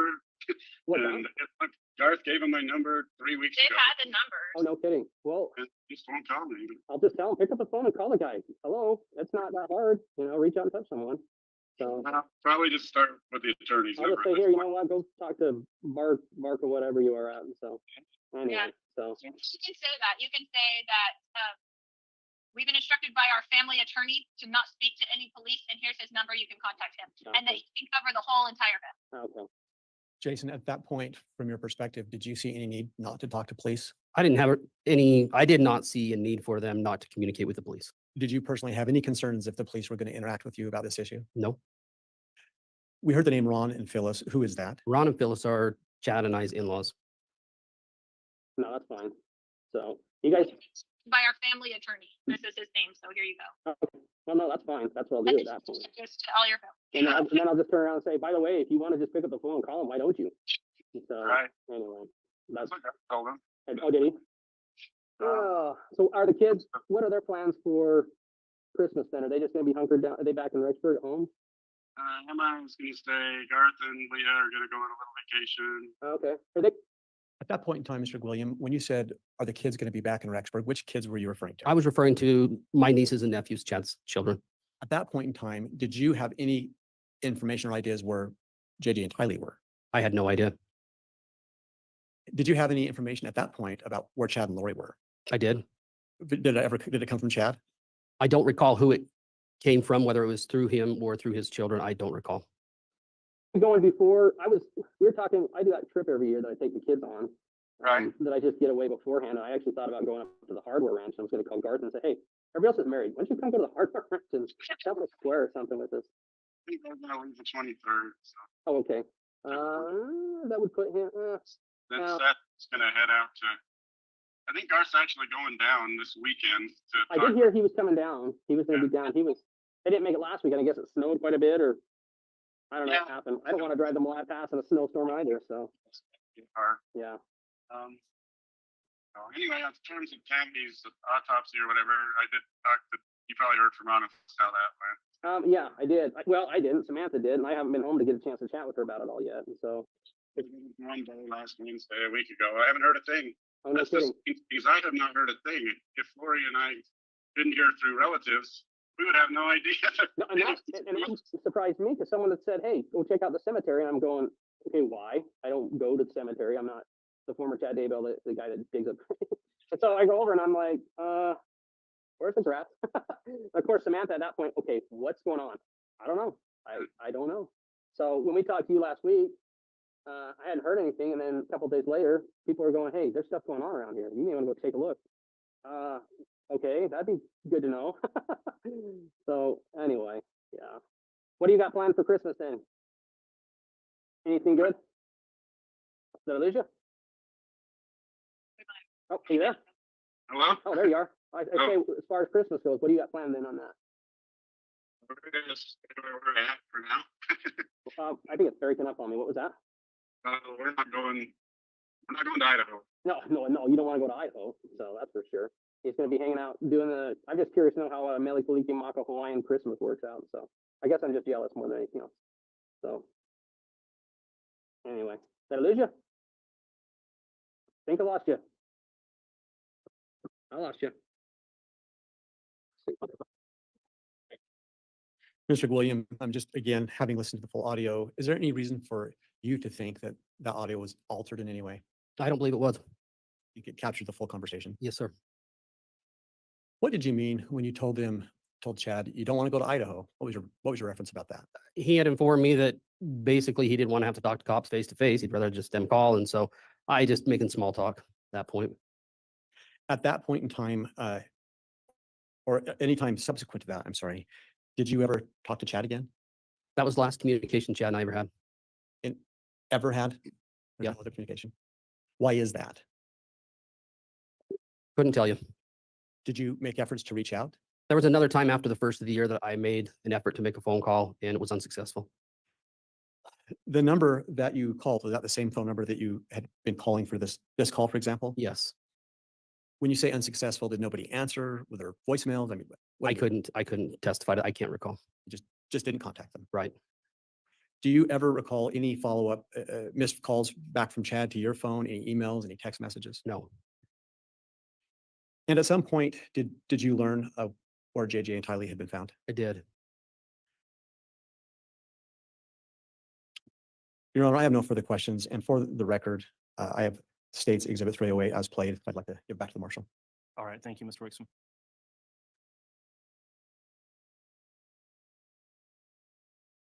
All right, once you're ready, cross, Mr. Pride. Thank you, Judge.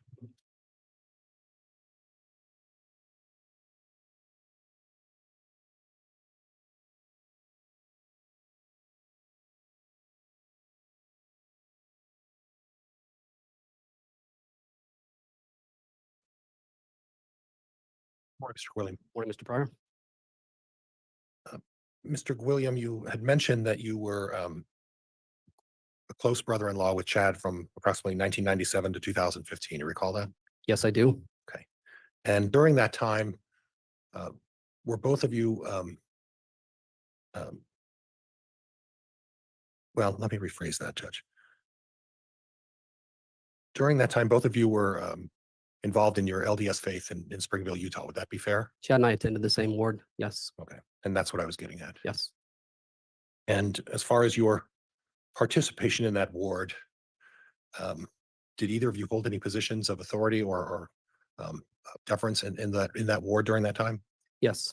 And which positions were those, sir? I don't recall specifics. I can tell you to speak to Chad, and I want to preface this by saying absolutely loved Chad. Was an amazing individual.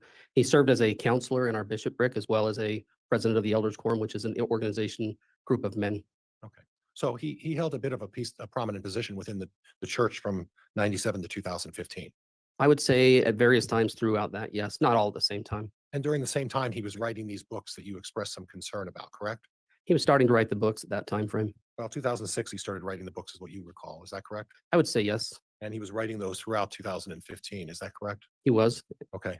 And there were no concerns at this point. These were just topics of interest that Chad expressed in and wrote about in his books. Would that be fair? At the time, yes. Okay. And then he moved in 2015 to the Rexburg area. And are you aware if he continued to write these books? From my understanding, he continued to publish his books at that time. And as a close friend of his, are you aware that he continued his activities and participation in the LDS faith up until the incidents that involved this case? Objection, counsel's testifying. Sustained. Are you aware of whether he continued to participate in his LDS faith up until the facts that led to this particular case? My Objection, understanding, that's the he same did. answer, Your Honor, or same question, Your Honor. Overruled. You can answer. Yes, he continued to publish books. And you described how the relationship in Springville between Chad and Tammy was a relatively normal marital relationship. Do you recall that? They had what I would consider a normal marital relationship. Yes. And your testimony previously was that up and through 2018, that marital relationship, from your observations, continued to be relatively the same. I didn't observe them as much when they were in Idaho as I did when they were in Utah. But from my perspective and what I observed, I would agree. Okay, and I'd like to go over a little bit of the timeframe from 2015, the frequency with which you uh, you had contact with Tammy and Chad from 2015 forward. You mentioned a couple of uh, family events. What else was there? Let's start with like 2015. Do you have any specific recollection of what you may have participated in with both Tammy and Chad in 2015? In 2015, we did not go to Idaho. Okay, They would come down to Springville quite often. They still had some medical things going on with regards to kids and braces, things that would carry over from one area to another. And so that we would see them more in 2015 when they would attend and come south to where we were. okay. And in 2016? 2016 was when I got a letter censuring me to say, hey, this is what you need to be doing. And so we did take the opportunity in 2016 to visit more often. Okay. And how often, when you say how often, more often, how often is that? I would say during 2016, we probably went up there 3 to 4 times. Okay. And again, they would continue to come down south and visit us down there. And was that a frequent visit down to, or up, down to Springville? There was back and forth. Probably we would engage in physical seeing of each other, likely once a month. Okay. And then again in 2017? In 2017, I don't recall, but a lot of similar activity continued. Okay. 2018? In 2018, there were some weddings, mission farewells, which we went north. They did, again, come down south for just various activities. There was a family Christmas party, and there were times that we would get together for various reasons. And you mentioned something, at least my notes reflect that there was an event in spring of 2018. Spring of 2018, I don't know that it was, let's see, spring of 2018. I don't think it was spring of 2018. Excuse me. No, I'm not going to testify to that. I don't recall. Okay. And then there was a Christmas party in 2018, correct? There was. That was that 2018 going into 2019, or was it 2017 going into 2018? It was 2018 going into 2019. And nothing particular. Again, the relationship between, at least what you observed, seemed to be relatively similar to what you've From experienced. my observation, yes. Okay. All right. And Chad still engaged with his children, still engaged with Tammy, engaged with the extended family as well, correct? Typically, when Chad would engage with the extended family, it was more he and I going off, communicating, having conversation about various things in life going on. Okay. And then what I understand you're saying is after 2018, after Christmas, that's when you may have observed some changes. Is that fair? I would say in 2019, we did not see them as much. Okay.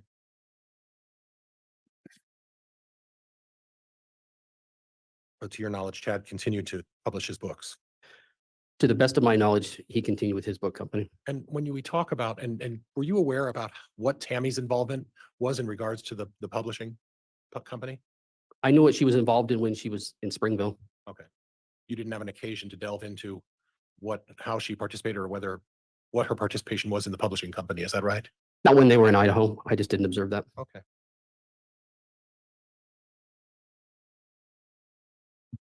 Now I want to go to the interview that you talked about when you were contacted by law enforcement to be interviewed. And can you give me the date of that again?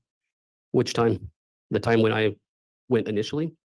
I believe it was at the Springville.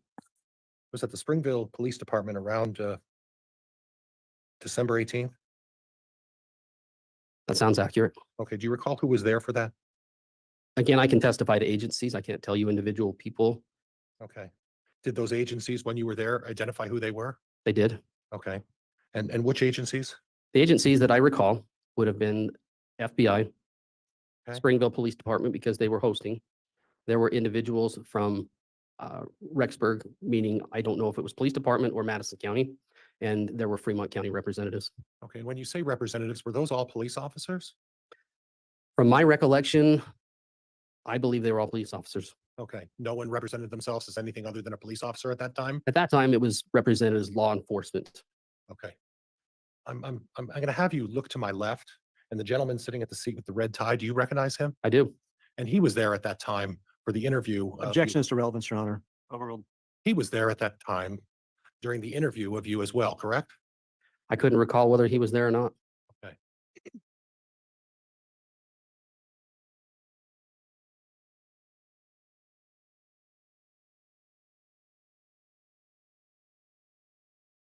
But needless to say, nobody at that meeting identified themselves as a prosecutor of any agency at that point. Did you recall that? At that meeting, there were individuals that were speaking.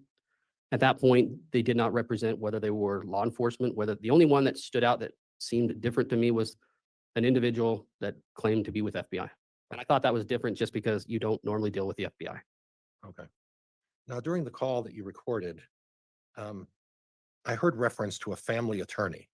Yes, sir. You heard that as well, correct? Yes, sir. Did you get the impression from the phone call that, or did you get the impression that the suggestion was that this was a family matter? I got the impression that there was a civil situation going on because of 2 missing kids, and they gave me an attorney's number to go ahead and contact them. And so for being civil, criminal, at the time, I didn't know the difference, didn't care. I wanted to know about 2 kids. Okay, but you did hear the reference by one of those folks, Chad or Lori, about it being a family attorney, correct? I heard the reference to it being attorney, whether family or not, I heard attorney. Okay. Would it help you to refresh your recollection by listening to the tape? Not necessarily. If you're Okay. saying that's what you heard, then we can do that. We can go there. Okay. And did you hear a reference that about Garth giving them the number to contact Chad and Lori? It was either, I think it was Garth that was given the number a few weeks earlier. Okay. And a few weeks earlier from this recording would have been when? I would probably, and this is a guess because I can't say and can't testify to it, but I would anticipate that it would be around the time of an exhumation. Okay. And in regards to the exhumation, Big word. for me it is. Well, big word bonus for both of us. Okay. In regards to the exhumation, did you have any information as to the length of time or how long that process took? Not until it was mentioned by Chad in the phone call, Okay. what was involved, I had no idea. Were you aware that the exhumation was just a one-day situation? Objection, counsel is testifying, Your Honor. Sustain. Do you have any knowledge about the length of the exhumation Currently or previous or what time? right now? Currently, I understand that it was a process that took 24 hours, I presume. And according to the tape, what you understand, was it your understanding that Chad was not informed of that process until afterwards? I don't think that anybody in the family was informed about the process, so it wouldn't surprise me that he wasn't either. Okay. And the information you have is that you folks weren't advised of it, correct? Negative, we were not. And as far as you know, Tammy's mother and father weren't appraised of it, were they? My understanding is that nobody within the realm of the Douglas family was advised of what was taking place. And as far as the Daybell family, can you speak to that? I can't speak for the Daybell Okay. family.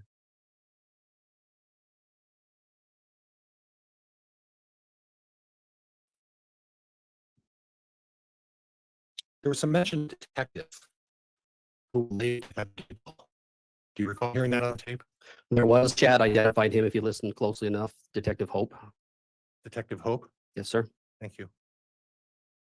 And do you recall what the relation is between Detective Hope and Heather Daybell? The relation as he described it was Chad's brother, Matt, and Heather had a daughter and that their daughter married Detective Hope's son.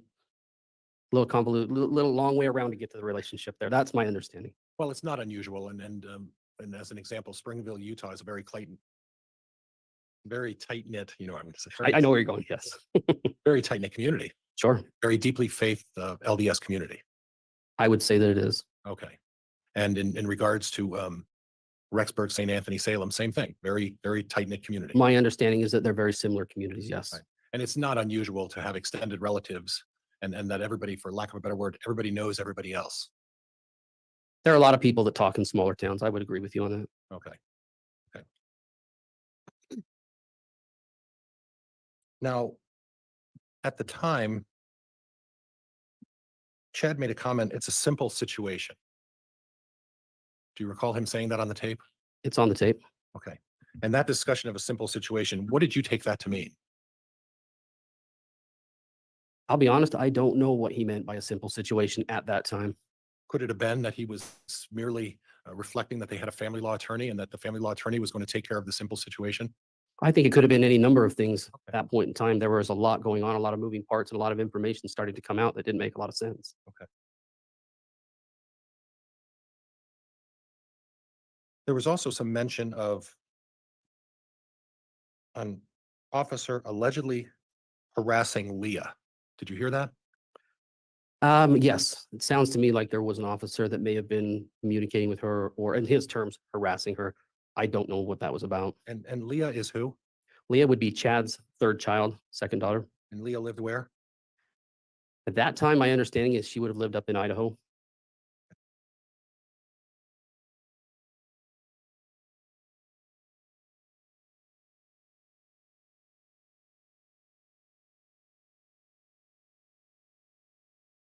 There's a discussion of Steve Schultz. And you know Steve Schultz. I do know Steve Schultz. Now, is there some, I don't know how to say this. Is there some familial relationship with Steve Schultz in your family? I am not related to Steve Schultz. But you would describe him as a close friend Steve Schultz is a close friend of mine. Yes, and a close friend to Chad's as well. absolutely. And both of you know him quite well. We have known Steve for probably 12, 15 years. I'd say he's a good friend, good man. Honorable man. Yes.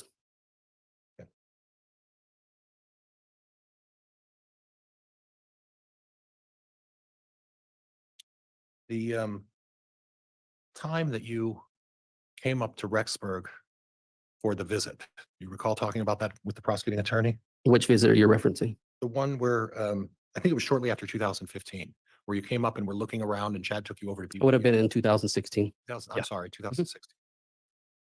Please make sure to not talk at the same time as each other. Wait for his question to be finished. Thank you. And as soon as I said that, I realized I did exactly what the judge told me not to do. So I'm going to slow down. So you went to the BYU campus at that point. We did. Did you happen to go to the BYU library? I don't recall going to the BYU library. Specifically, he wanted to point out to me the conference center that was new on campus. But as far as the library goes, I don't recall if we went there or not.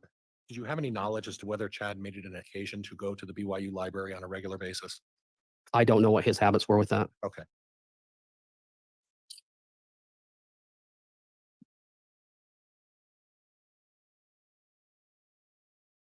And Judge, could I just have a moment, may I? You may.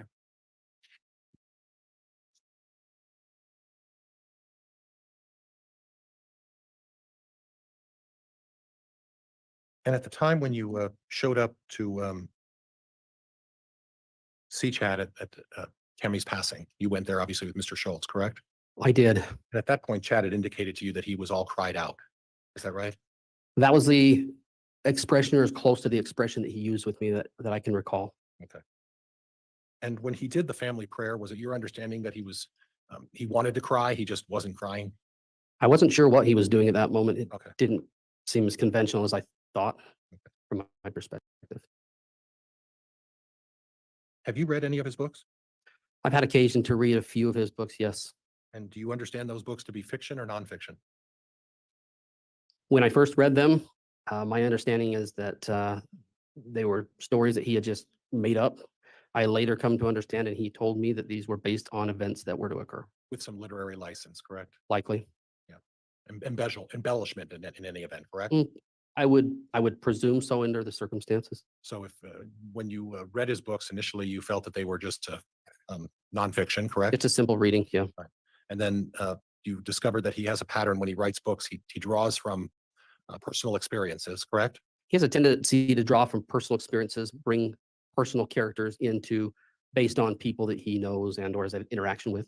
Right. He wrote a book about his, boy, she'll kill me if I say this, the oldest daughter, Emma. Yes, sir. There was a series about Emma. Is that right? That were based loosely around. I think that's correct. Yeah. And that was consistent with his pattern to write books and then either embellish or take some literary license, correct?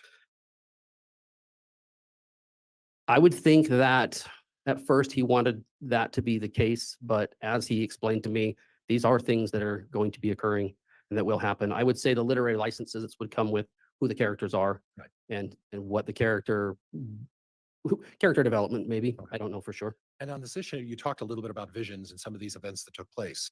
Is that something, having visions and expressing those beliefs, something that's inconsistent with the LDS faith? I would say with the general LDS faith of the general membership, that to have visions and to share them publicly is not something that's very common. But to have visions? I would think that people receive inspiration and guidance for themselves. I don't know that you would constitute them as visions, and I wouldn't say that everybody does, but I can't speak for a general populace of several million. So, and that's fair. Yeah. And quite frankly, it's not the having guidance or having some inspiration or divine vision.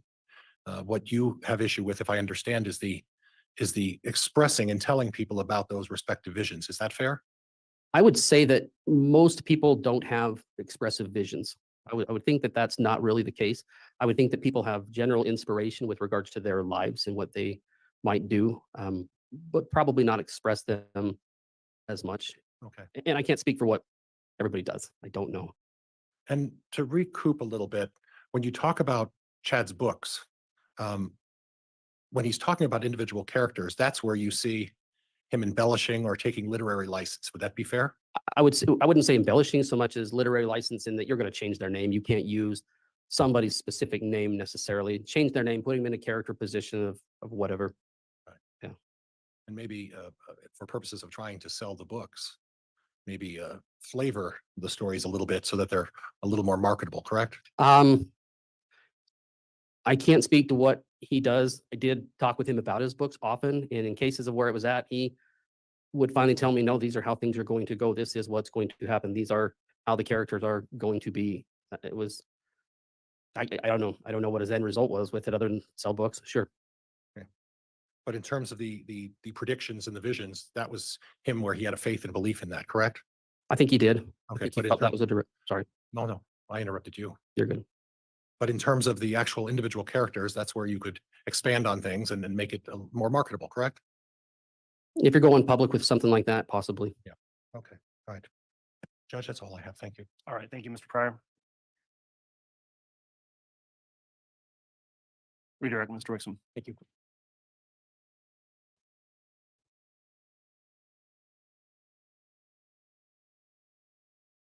Mr. William, you were asking a number of questions about a number of topics. Yes, I was. Do you recall questions about whether or not you had been informed about Tammy's exhumation? I do recall. As you sit there today, are you concerned at all that you weren't informed about Tammy's exhumation? I'm not concerned that I wasn't informed. I would like to have known, certainly, but it wasn't a tipping point for me.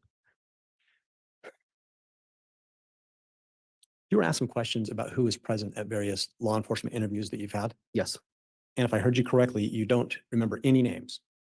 Is that right? having that thrown that question at me in that moment, I don't recall any names. If I search deep enough, I'm sure I could recall some names. Let me ask this question. Reflecting back, let me withdraw that. To the best of your recollection, how many law enforcement contacts have you had relative to Chad? I don't want to say the term a surprising number because that's not where I want to go, but I would say probably 20-ish, maybe more. There have been a lot of individuals that we've talked to, that we've expressed challenges that we've had with, and I don't recall a certain number. I want you to reflect back and think, during those law enforcement contacts, did any of those members of law enforcement in any way try to influence what you would say or do? No, they did not. Did you, in working with law enforcement, ever tell them anything that wasn't true, the best that you understood? I did not. Did you ever get any feeling that they were trying to influence you? I have a brother who's a police officer. I've never felt intimidated by a police presence, and I didn't feel that they were doing anything more. The process of dealing with a lot of this until the kids were found was just, can we find some children? That was their primary concern, and that's what I felt they were trying to express and see what they could do. In any of your interactions with law enforcement, did you ever have any inclination that they weren't sincere about the desire to find these children? I did not. Calling your attention to the December 18th law enforcement interaction when you made the phone call, either at any point in the interaction, did the phone number that you used to call Chad, did you make sure that law enforcement had that phone number? I definitely did.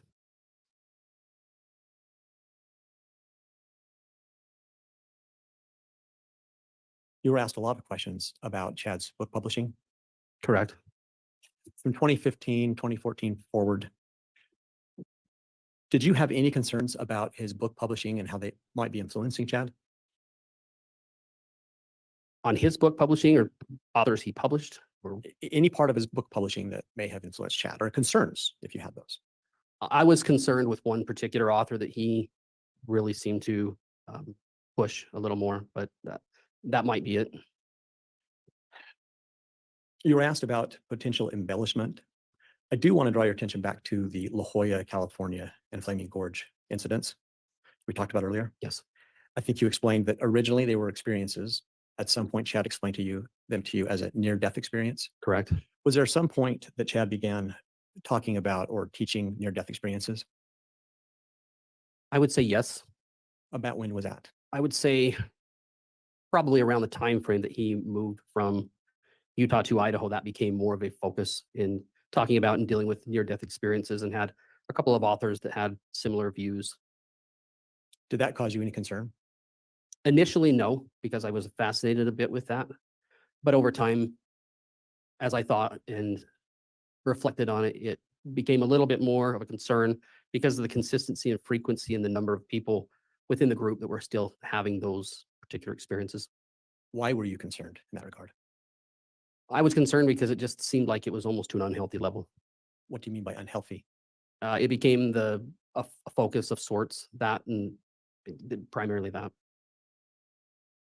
Mr. Pryor had asked you a question in relationship to Chad's statement in the phone call that was recorded about it being a simple situation. Do you remember that question? I do. At some point, did you learn that Tylee and JJ were buried in Chad's backyard? I did. Do you consider that a simple situation? I think it's far from a simple situation. Your Honor, I have no further questions. All right, Mr. Pryor, any requests for recross? Yes, Judge. Yes, I'll allow some limited recross.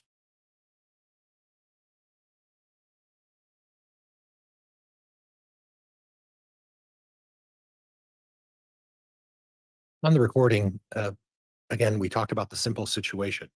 You're talking about the end result as far as what happened with the two children, correct? Correct. But at the time on the tape recording, there was reference at least once or twice to a family Wow. attorney. And isn't it true that you know Chad, wouldn't that imply that he believed that this was a Wow, custody wow, matter? wow.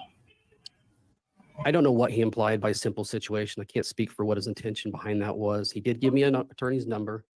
And at the time that was going on, I had met with law enforcement. I didn't feel it was a simple situation by that point. I don't know why he would state that. Okay, but I'm not asking what you thought. Mhm. I'm asking you as someone who has known Chad for a significant amount of time, Mhm. for him to make a statement that it was a simple situation and then providing you with a family law attorney's information. Objection, Your Honor. This is calling for speculation. Sustained.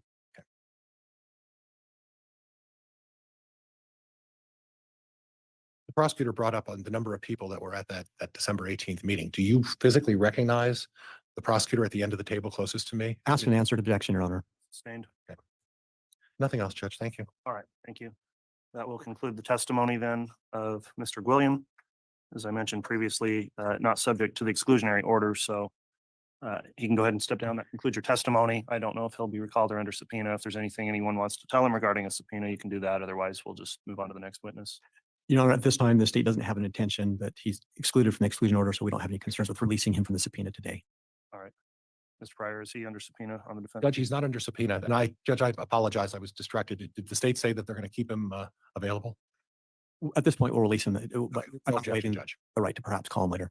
Okay, you are released from your subpoena then, based on the statement of the state. So you may go ahead and step down. Thank you for appearing and testifying.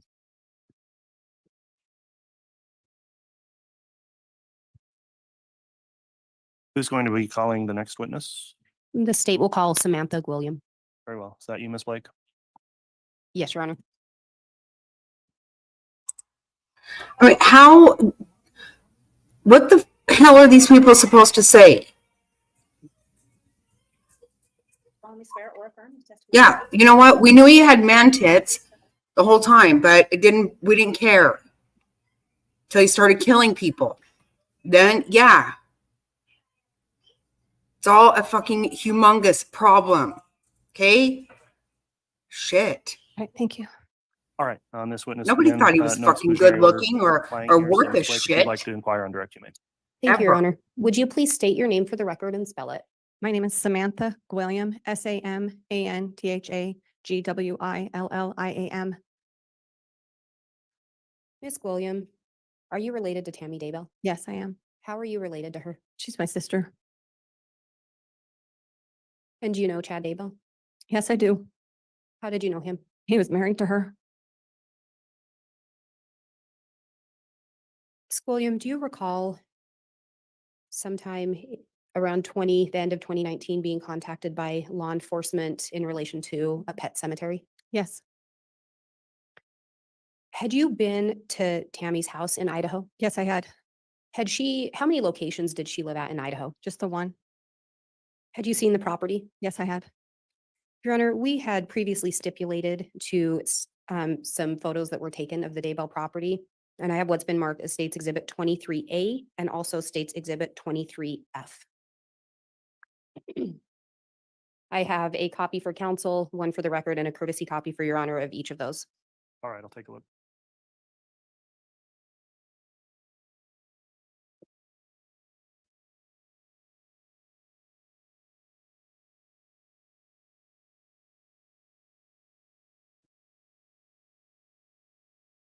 And if the witness may be shown one of each.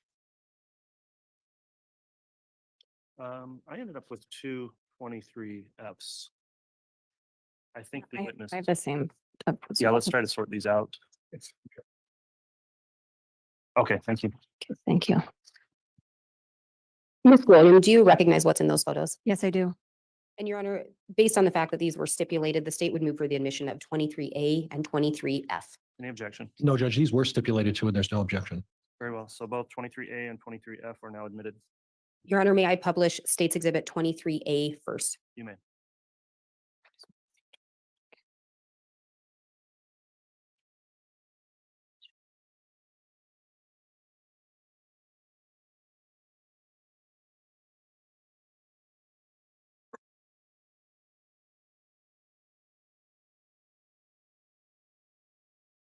Do you recognize, let me back up. Are you aware whether or not Tammy had a pet cemetery? She did. Can you tell from this picture approximately where it would have been located? There's two posts in the center of the picture. You can kind of see a tiny little black head of a dog statue. To the right of it in the picture is the fire pit. And then to the left, further along the edge of the picture is the red barn. And Your Honor, may I publish States Exhibit 23F? Yes. You can't, right? And is Counsel, that I a hear it closer also. view without the red barn in the picture? Can you Correct. imagine And the fire pit is just to the right. holding And back where from approximately saying, was the pet cemetery located? It is right there by where the telling him dog right the was at. hell My off? niece's dog had passed away, so they buried it there along with a cat that had been hit out on the highway, and I believe a duck as well. Was it common for Tammy to have a pet cemetery? Absolutely. We've had pets in our family for years, and they become like family. And when they pass away, we would bury them on our properties so that they were nearby us. And did you know if Tammy continued to have pets into her adult life? Absolutely.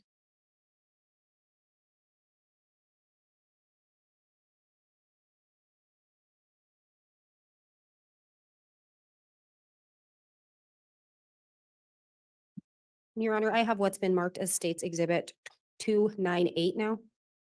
Again, I have a copy for counsel, a courtesy copy for Your Honor, and a copy as the exhibit or proposed exhibit.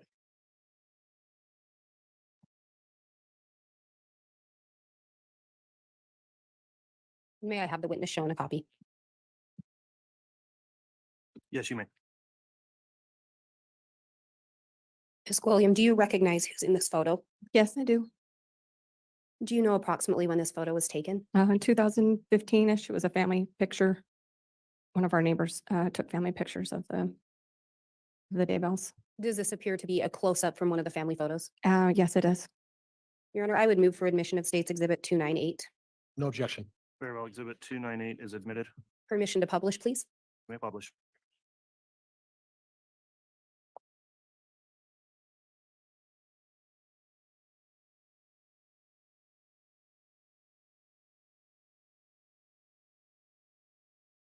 And again, Ms. Gwilliam, who are we seeing here? This is my sister, Tammy Daybell. How many siblings do you and Tammy have? There's 5 of us all together. I have 3 brothers, and Tammy was my only sister. Where did Tammy fit in the line? She was the second oldest. So the two of you were the only girls? Yeah. Were you close growing up? Yes, there's 4 years between us, so close enough that there was maybe minor squabbles, but we were more best friends. Did you maintain that closeness into adulthood? Yeah, we did. We saw each other, talked almost every day. Do you recall when Tammy started dating Chad? Yeah, I do. Had you known Chad prior to them dating? I didn't know him personally. I knew of him and his family. He had some brothers that I went to school with because I was younger. Did you like Chad? Yes, I did. How did you feel he treated Tammy initially? He was a good husband and father. After Tammy was married, did you maintain contact with her? Yes, we did. Did Chad ultimately end up becoming friends with your husband? Yes, he did. And was their relationship close? Yes, it was. Prior to Tammy moving to Idaho, how close did the two of you live together, live by We, each other? we lived in the same neighborhood at one time across the street. And then as we kept purchasing homes in the same neighborhood, it was just, around the block and then 2 blocks. How often did you see Tammy prior to her moving? We saw each other almost every day. And was that when you both lived in Springville? Yes, How many kids do Tammy and Chad have? they have 5. Did they have grandkids? Yes. Do you know or were you aware if Tammy wanted to move to Idaho? At the beginning, I do not believe she wanted to. Prior to moving to Idaho, did Tammy work somewhere? Yes, she worked at Springville High School as the special ed secretary. She did, Frazzled. She did. And before that, had she worked somewhere else? Yes, she worked at Art City Elementary. Can you imagine? She didn't want to move. And she taught computer classes to all the students. So both of those positions she So worked with children? heartbreaking. Yes. And you talked about her working with computers. Was there something interesting about Tammy and computers? Yeah, she was very talented with those. She wasn't officially trained at a college or anything, but she just could figure them out. There'd be a new program that would come out and she would learn it, and we would all ask her questions about how to use it. When Chad and Tammy, well, actually, when Chad and Tammy moved to Idaho, did Chad talk to you about potentially moving up there as well? Yes, he said he had a vision that they should move up there. And did he also want you to move up there? Yes, he did. Were you willing to do that? We thought about it because I didn't want to be separated from my sister. At some point, did you see an email in relation to Chad's views on why you wouldn't move up there? Yeah, I did. I read an email that he sent that said that I had evil spirits that were keeping me from coming to Idaho to see that I should be up there. And it made me very unhappy. When Tammy and Chad first got married, do you know what Chad did for a living? He was going to school Nothing. when they first got married, Nothing. and he was also working at the Springville Parks Department on their cemetery crew. Do you know as part of his employment? Continued to he was do involved in nothing. Digging graves. Yes, he was. Write fucking books nobody bought. At some point, did Chad hold a different position with the cemetery? Yes, he was eventually the sexton there. How did you find out about your sister passing away? I received a phone call from Chad that morning. What did he tell you? He told me that she was really sick and had had a coughing fit and was in the bathroom throwing up around midnight, 1 o'clock. And then that morning, he woke up when she had fallen out of bed. Were you surprised by this information? Absolutely surprised. Did it make any sense to you? No, I had just seen her 2 weeks prior to that, and I had no idea that she was so sick that something like that would happen. When you saw her 2 weeks earlier, how did she appear? She looked perfectly healthy. Tammy had had a bout, and this has been a few years ago, when she was getting her depression under control, that she struggled with her health a little bit. But after that, she made a concerted effort, to get on the right medication. And we had a Facebook group between her and I and my sister-in-law and another friend where we would check in, just, keep each other accountable on staying healthy.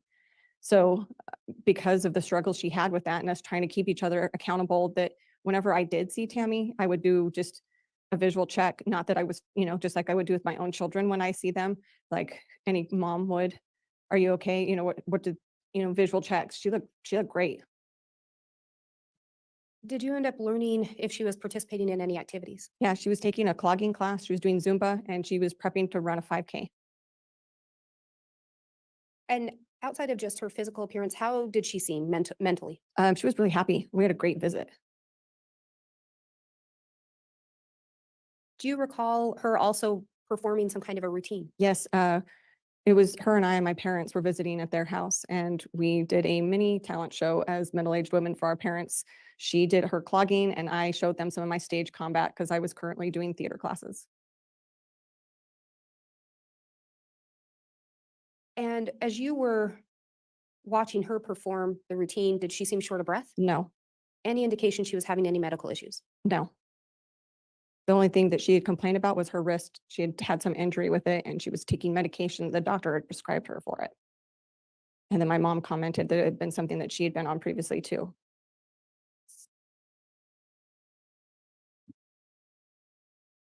And how old was Tammy? 49, the same age that I am right now. Did Tammy end up talking to you during her visit about you moving to Idaho? She did. She wanted me to move up Judge, I'm there. going to object to calls for hearsay. Sustain. And Your Honor, if I may, Just ask another question, please, Ms. Blake. did Tammy appear to be making plans for the future? Yes, she did. She wanted me to move. Judge, I'm going to object to calls for hearsay. Overruled. She wanted me to apply for a theater teaching job in Idaho so that I could be close by her. We had always made plans to live by each other as we got older. And when she moved away, we were still trying to figure out ways to make that happen. That was our joke, that we would be old ladies together living side by side.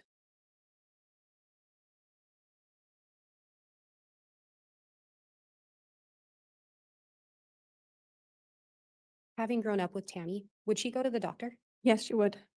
Did she have any kind of an aversion to doctors? No, Are you aware if she would ever use any kind of homeopathic treatments? all of us do. In knowing her to use those, had she ever had any kind of an adverse reaction? No, Judge, I'm going to object. Speculation. There hasn't been any foundation to suggest she has knowledge of every time she's used homeopathic medicine. I'll sustain that. I think that would need to be narrowed down, Ms. Blake. Based on your observations of Tammy using homeopathic medications, were you ever aware of her having an adverse reaction? in my observations, I never saw her have an adverse reaction. Would Tammy share with you some of her health issues if she had them? Yes, she would. Based on your observations of Tammy, did she take care of her health? Yes, she did. It was something that she was very focused on. When Tammy came to visit in October, and that was October 2019, is that correct? Correct. Was the visit planned? It was a last minute visit. She sent me a text asking if I was going to be around that weekend. Was there anything odd about that particular visit? Originally, she said that Chad was going to come with her, but that he had to work. I'm going to object. Motion to strike hearsay. Sustain. And I'll strike that answer. Did Tammy come down with anyone else? No, she traveled by herself. Was that normal for Tammy? No, it wasn't. And why not? She didn't like to drive by herself the long distance, so normally someone came with her. When Tammy would come visit, was Chad usually with her? Yes, Did Chad's family also still live in the Springville area? yes, they do. And on this visit, Chad did not come with her. No, he did not. Anything about her health that was the reason why she wouldn't drive long distances? No. It was mostly for not being by herself. When she came to visit, was there any indication that she had concerns about Chad having an affair? No, she never gave any indication. At some point, did you notice a change in Tammy and Chad's relationship? It seemed strained, and I just didn't know if it was because of the event they were attending, if they were tired, but it felt off, and I didn't know why. And do you recall approximately when that would have been? That would have been June of 2019. And where did you see them? They stayed at my home. So that was in Utah? Yes, in Utah. And again, Chad and your husband were friends as well. Yes. Was there anything about the interactions with you and your husband and Chad that seemed different? He just seemed like he didn't want to talk and that he didn't want to be there, which was unusual for him. And do you recall seeing Tammy again after June of 2019? Yeah, she showed up at my house about 2 nights before my birthday. It was about 10:30 at night, which was unusual for one, because Tammy always went to bed early. And she was bringing me a present for my birthday, and it was unexpected. I had no idea they were in town. Did that seem odd that she hadn't told you she was in town? Yeah, it seemed odd. The time seemed odd, and Chad stayed in the van the whole time she was in my house with the car running. So it made it feel like they were pressed for time and that she couldn't stay. And what month was that? July And that was of 2019 as well? 2019 as well. Was it weird for Chad not to come in? Yeah, it was really weird. Had you and Chad had any kind of a falling out? Not that I knew of. Had Jason and Chad had any falling out you were aware of? Not that I knew of. Do you recall Tammy also coming for a visit in April of 2019? Yes, I do. Did Chad come with her on that visit? No, he did not. Was it your understanding he was going to? I think he had to work, like he was going to, but had to work and couldn't come. Did anyone travel down with Tammy that time? Yes, all of her kids came and we went to the aquarium with her kids and my parents and all the current grandchildren. In seeing Tammy in April, June, July, and October of 2019, did you observe any signs of her slowing down? No, I did not. Did you observe any signs of her being sick? No, I did not. Did she complain of any health issues? Other than her wrist hurting, no. What is all this? He had to work. He didn't work. You previously indicated you found out about Tammy's passing from Chad, is that correct? Got to write some bullshit. She's the one who You ran ever the talked to publishing Chad company. about He an didn't do Yes, I did. anything. What did he tell you? I asked him in a phone call that we had Yeah, man, after tit, she whore, passed away piece of and we crap. were making funeral arrangements. I asked him, are you going to do an autopsy? And he said, no. And I said, why not? We don't know the reason why she died. And he said that the coroner had told him that she looked Judge, peaceful. I'm going to object at this point. It becomes hearsay at this point. Sustained. Your Honor, these are the defendant's statements. Okay, I will revisit that ruling and overrule the objection based on that. Thank you, Ms. Blake. You can continue. What did Chad say? Chad said that the coroner told him that she looked peaceful and that and it looked like natural causes. So they said they weren't going to. He also stipulated that it would be a cost of $1,500 for him to do so, and it would hold things up. And they wanted to get the funeral done quickly. Do you recall when the funeral was? Tuesday, And she passed away on a Saturday? correct. Did that seem fast? Yeah. And where was Tammy buried? In Springville, Utah. Did that surprise you? Yes, it did. And why was that? Because she resided in Rexburg with Chad and her children. And I asked Chad in that same phone call, why are you burying her in Springville when you all live in Rexburg? And he told me, we are covered with snow and ice for most of the year, and you will take good care of her. Was there anything that struck you as odd about Tammy's headstone? Yes, he requested that his name not be on it. I found that odd for somebody that was heavily into family history to not do so. Judge, I'm going to object. This calls for here. It's a narrative, excuse me. I can ask a question. Go ahead. Why was that odd to you? Because he was heavily involved in family history, and we look for headstones to find information about our ancestors. And to leave that off would mean that someone further down the line could not connect him to her. Do you recall hosting a luncheon or a dinner the day before her funeral? Yes, we were hosting a luncheon before the viewing so that we could feed them when they came down from Idaho. And when you say feed them, who are you referring to? Referring to Chad and his kids. Did they show up? No, Did you attend Tammy's viewing? yes, I did. Do you recall speaking with Chad after the viewing or at the viewing? Briefly. Did he tell you anything in relation to Tammy's passing? Yeah, he said that he had information that he wanted to tell me about Tammy's last week and how she'd felt like that her body was separated from herself. And he wanted to give me more information so that I would have comfort about her passing. Did he tell you anything about having a vision that Tammy's mission was going to be complete? Yes, he did. Did he also indicate to you, but the vision was that she wasn't going to die? That was what I took from the conversation. And you said, or let me back up, did you attend Tammy's funeral? Yes, Did Chad indicate anything about wanting to talk to you after the funeral? that is what we thought was going to happen. Did you in fact talk to Chad after the funeral? No, Why not? he made himself unavailable. At some point, did you learn Chad was remarried? Yes, I did. Do you recall how you learned that? My husband, Jason, told me that he had talked to Judge, I'm Chad going to on object the at this phone. point. Sustained. Move to strike. And I will strike that response. Do you recall reaching out to Chad about a month after Tammy's passing? Yes, And did Jason also reach out to Chad? yes. At some point, did Chad tell you his new wife's name? Lori Ryan. Did he indicate anything to you in relation to Lori Ryan having a previous spouse? Yes, he said that her previous husband had died of a heart attack. And that was why they connected. He told me that they both had lost a spouse and that was why they met up and had their marriage. And you learned about the marriage approximately a month after your sister had passed away. Correct. At some point, did you learn when Chad had actually gotten married? Yes, I did. It And when was that? was November 5th, 2 weeks after she was buried. At some point, did you learn of another name associated with Lori Ryan? I did. And what was that name? Vallow.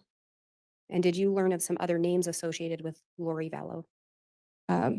That there were children, JJ and Tylee. At some point, did you talk to Chad or have a conversation with him about that? Yes, I did. And what did he tell you?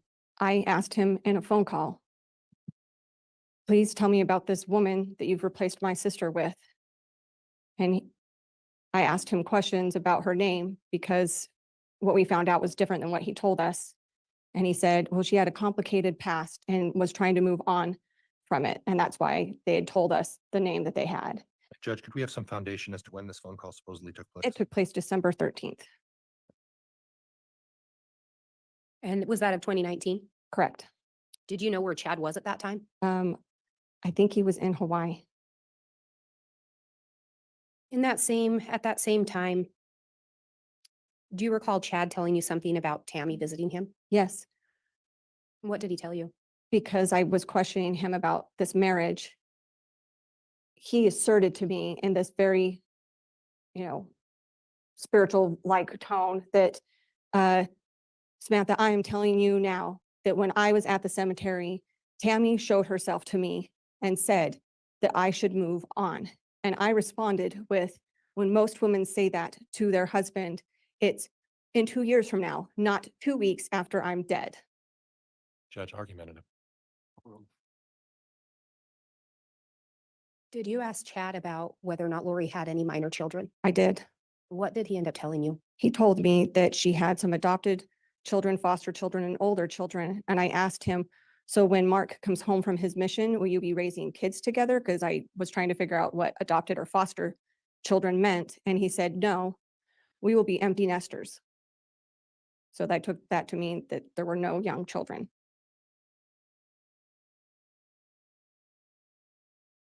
I have no further questions. All right, thank you. Given the time, council, I think it's appropriate we take our lunch break before we begin with Cross. So we'll go ahead and take the lunch recess at this time. We'll come back on at 1 o'clock for continued testimony with cross-examination. I think it's going to be a very bad look whenever he browbeats her sister. Just saying.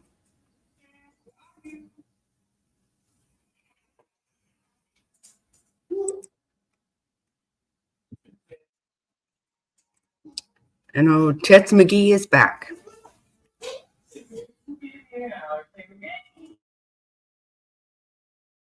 All right, let's have our jurors brought in, please.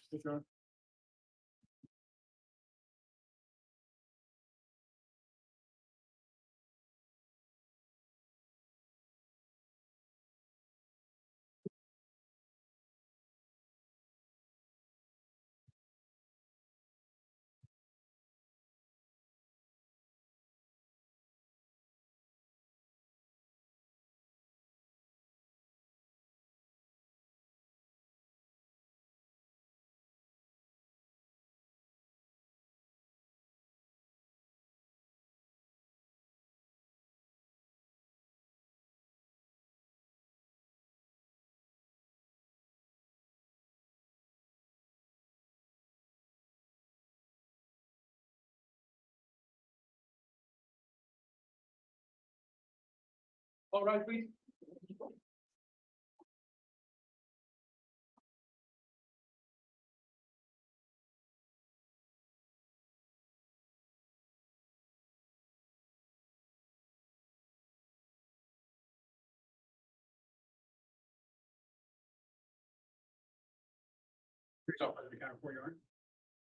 Thank you. Please be seated.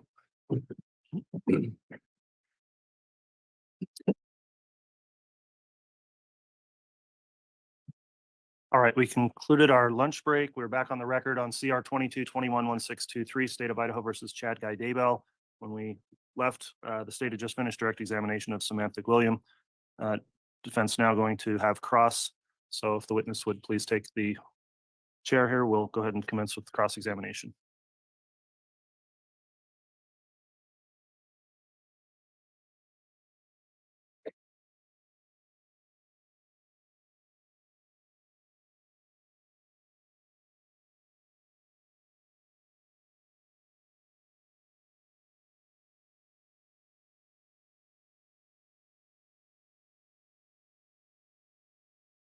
All right, you can proceed, Mr. Pryor. And I will remind the witness, Ms. William, you're still under oath for your testimony. Thank you, Judge. You're welcome. Good afternoon.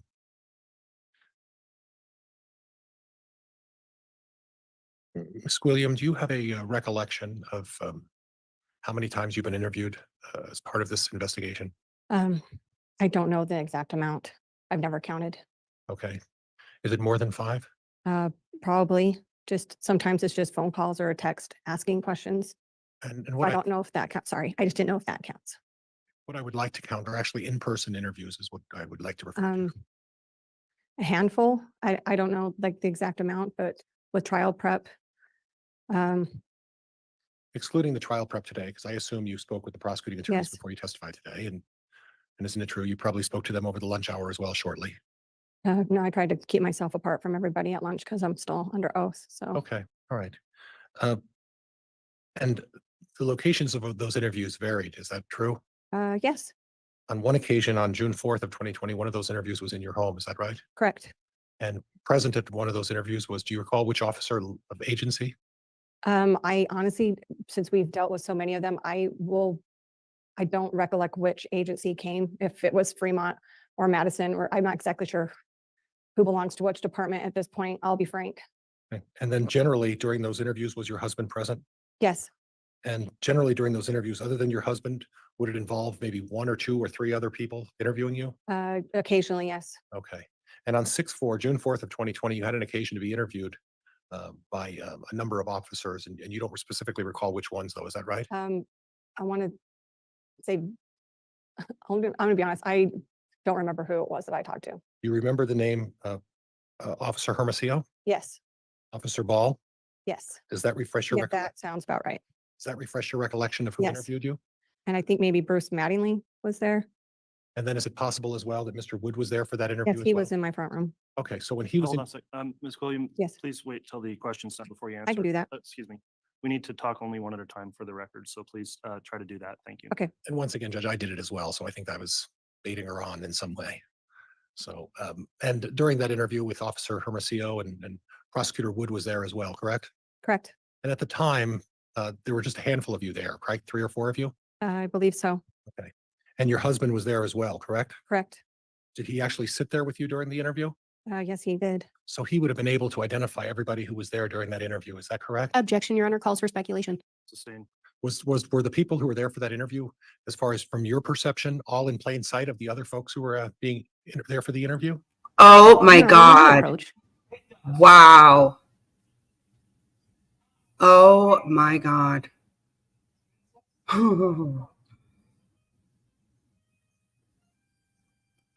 Just fucking wow.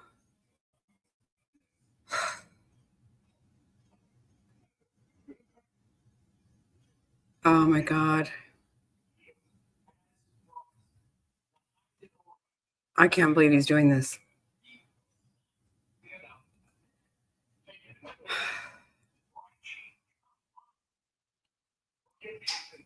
I am seriously almost just without words.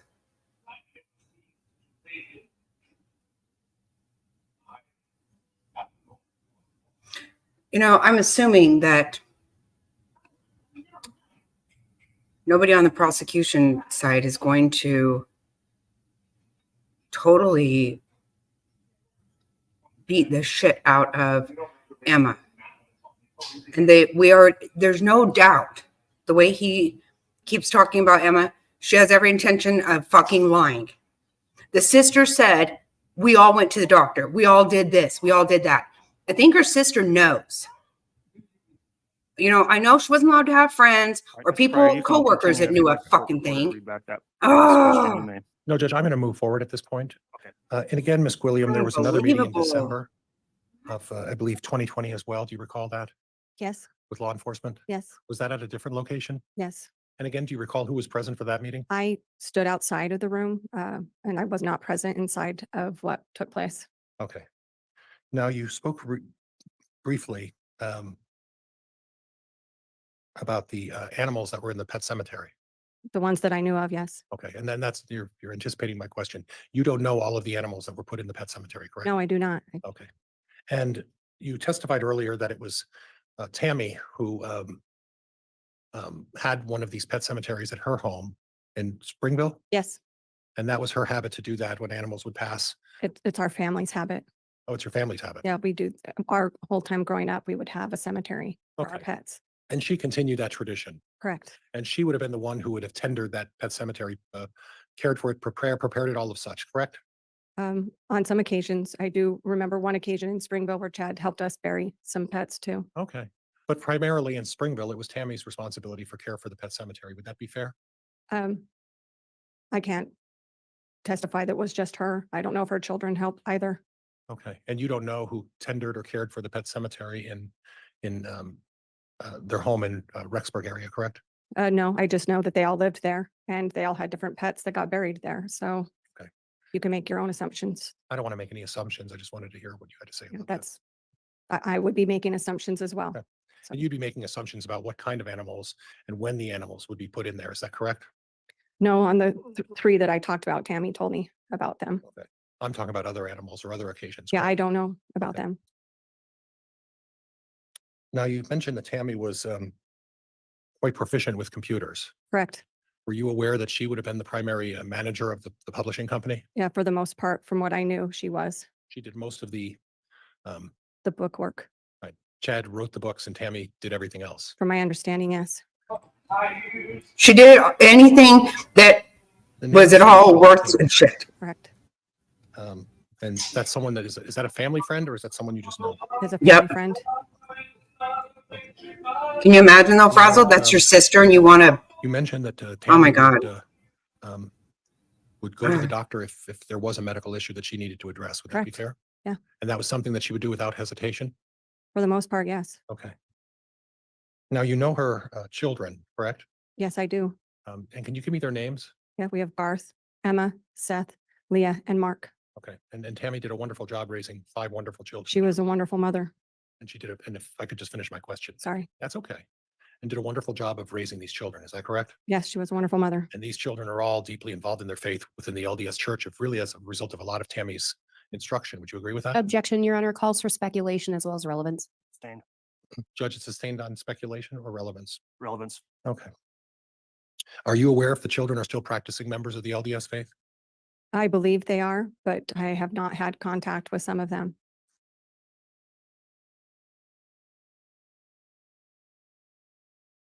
And specifically, you did mention that you talked about Tammy and you discussed the idea that you folks kept track of what medications each of you were on, from what I understood.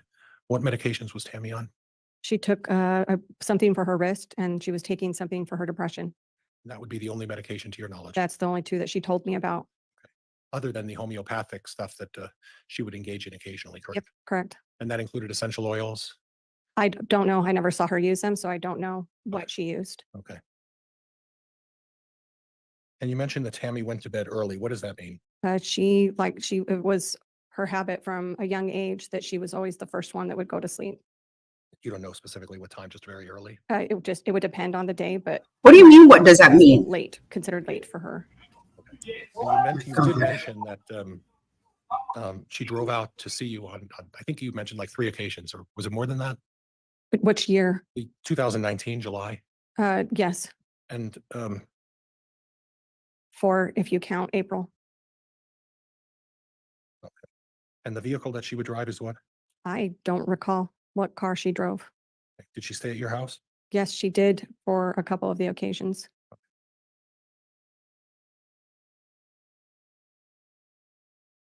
Okay.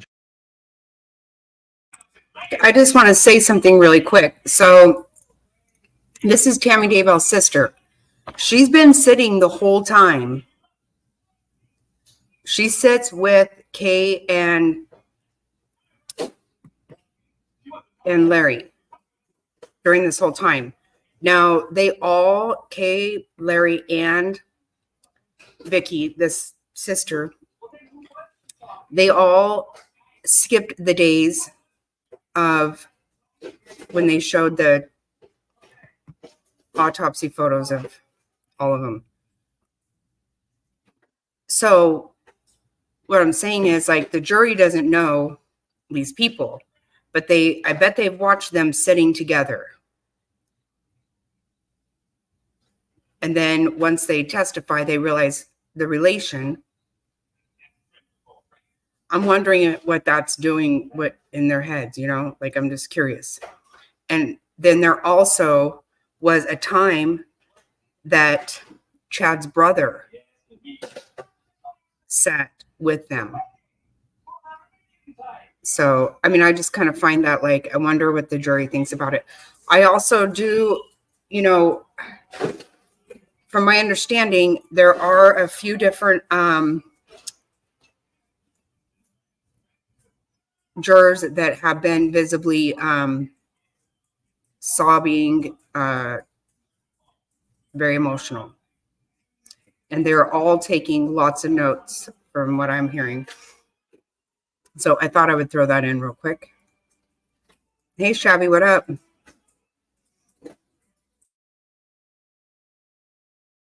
Judge, could I have something, the use of the Elmo? And I would like the bailiff to bring me 23A,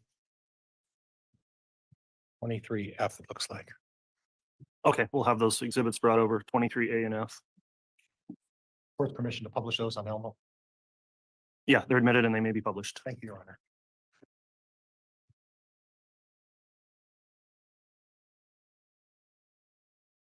Have a laser of some kind up there that you can see. Do we have a pointer? Is this, Oh, okay, thank you. You know how to use that? Because I don't. it's on.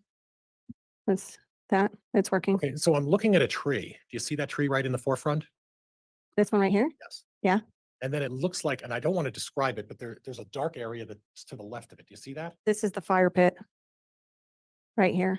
Okay, but before that, where the tree is, there's like a dark, it looks like, is that a shadow or is that part of the pet cemetery? No, that's a shadow.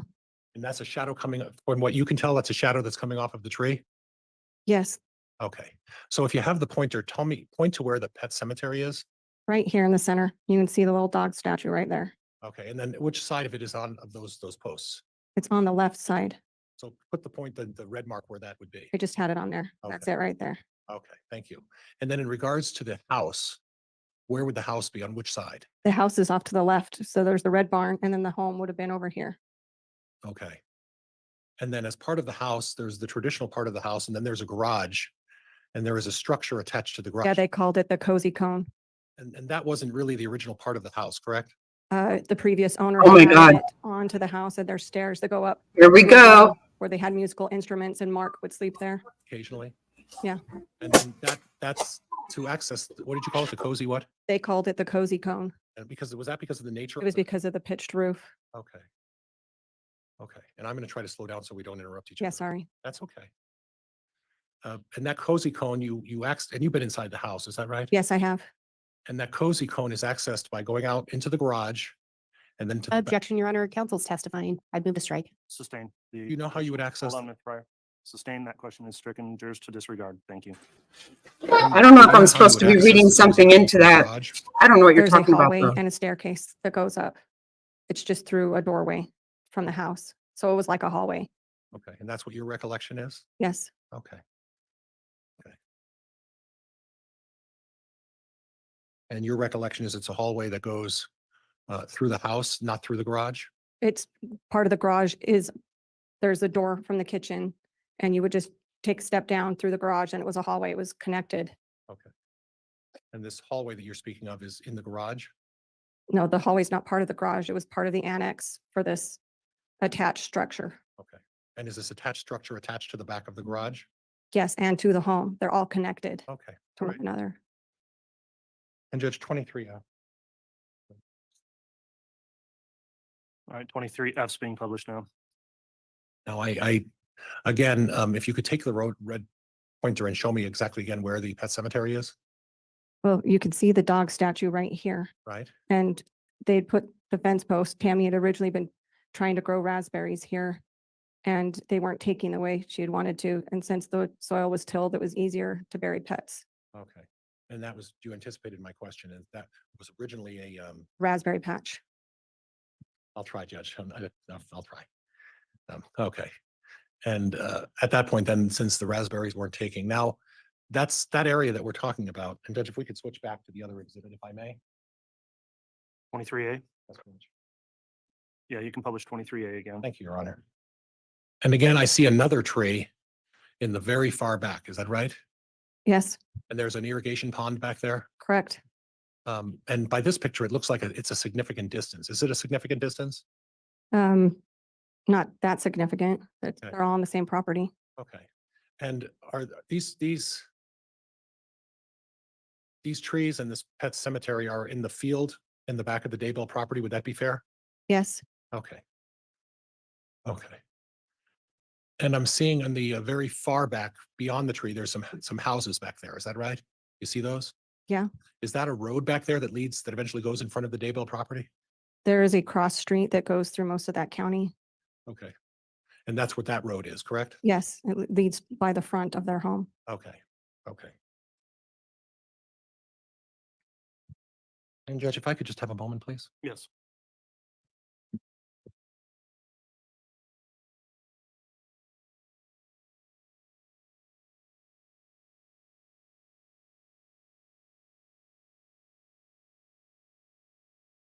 That's all I have, Your Honor. Thank you very much. All right. Ms. Blake, does the state wish to redirect? Yes, Your Honor.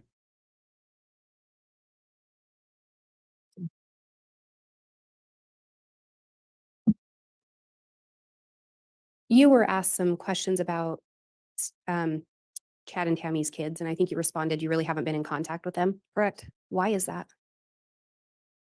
Because of the investigation that precipitated with the missing children, we got blamed for being a part of it.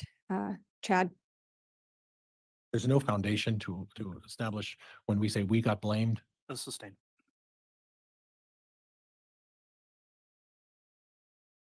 Prior to Tammy's passing, did you have contact with Chad and Tammy's kids? yes, I did. Is it fair to say at least some of them were close with your family? Yes, we raised our children together and we did a lot together. Subsequent to the investigation, did that contact change? Yes, Have you attempted to have contact with the children? we have.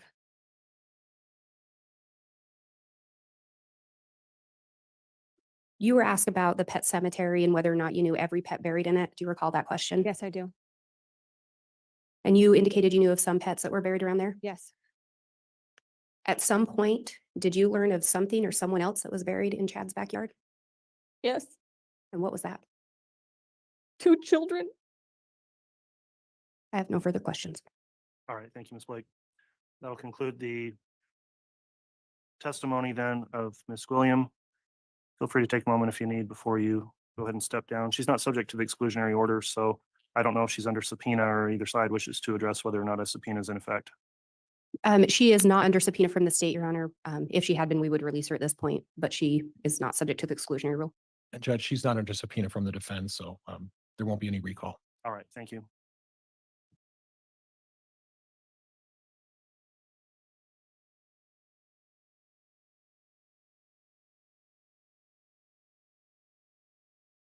All right, we'll have the state call its next witness, if you would, and if you could tell me who the witness is and who will be examining the witness, please. Your Honor, the state is going to call Nicole Heidman. I will be examining the witness. I would ask if we could approach just briefly before this next witness. Yes, you may.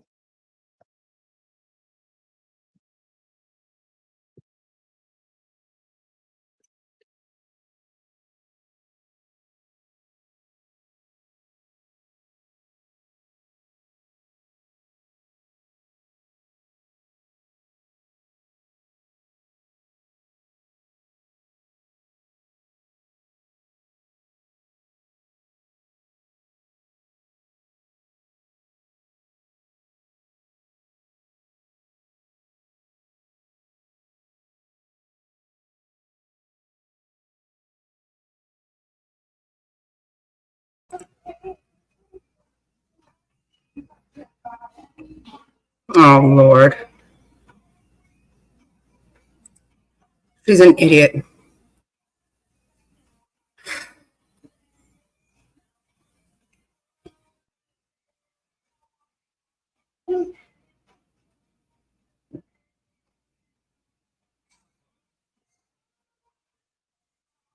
For confirming that.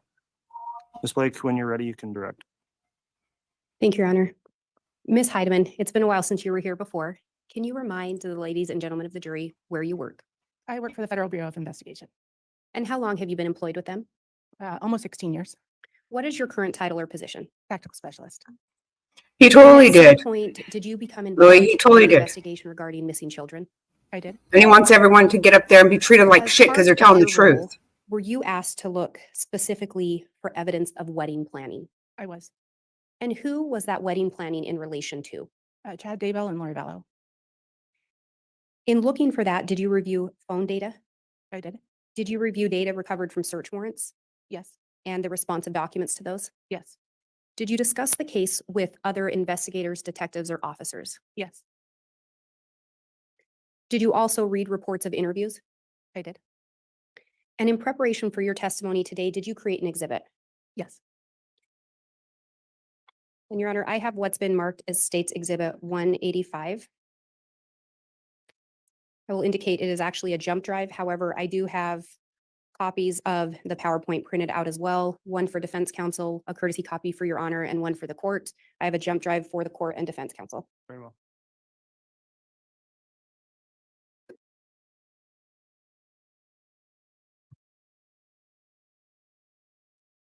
And if I may have the witness handed the paper copy. And if you, oh, Yes. she handed one. Sorry, go ahead. And Ms. Heidman, would you look through those pages?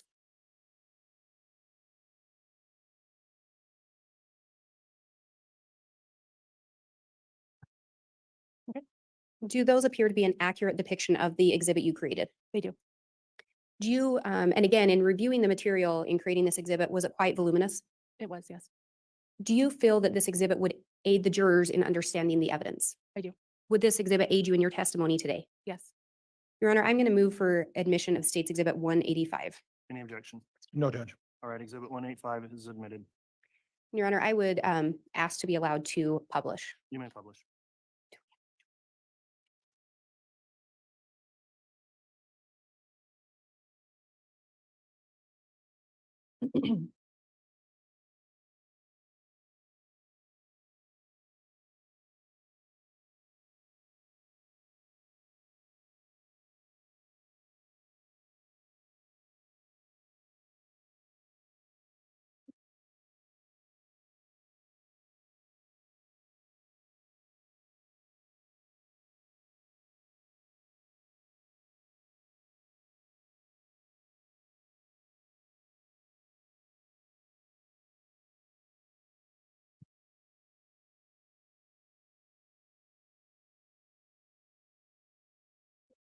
Ms. Heidman, does this appear to be the first page of that PowerPoint presentation? Yes.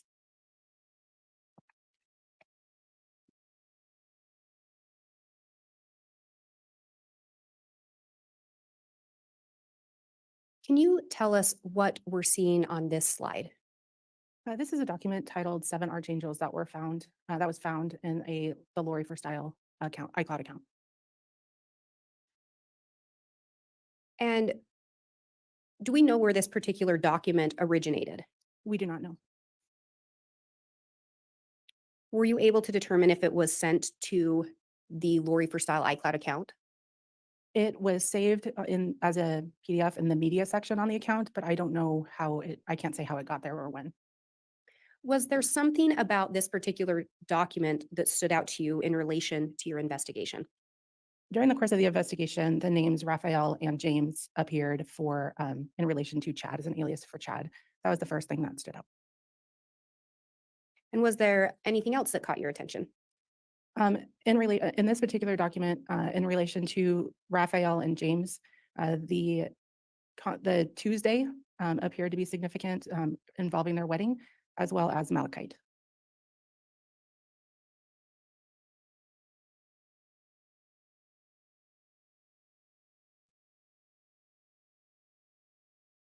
And is this that same content just enlarged? It is, yes. And then what are we seeing on this slide? Similarly to the previous document, it was also saved in the Lori for Style account in the media section with no really identifiers as to how it or when it got onto the iCloud. It was titled Presiding Council of Archangels. And similar to the previous document, we see the same names of Methuselah, James, and Raphael, but this time it's also in relation to Elena or Angel Lily. And then down on the bottom, again, we have the concept or the symbolism of Tuesday, Raphael and Lily, and the color green. Do you know when Chad and Lori were married? It was on a Tuesday, November 5th, 2019. And on the previous slide, there had been mention of malachite. What color is malachite? Is green.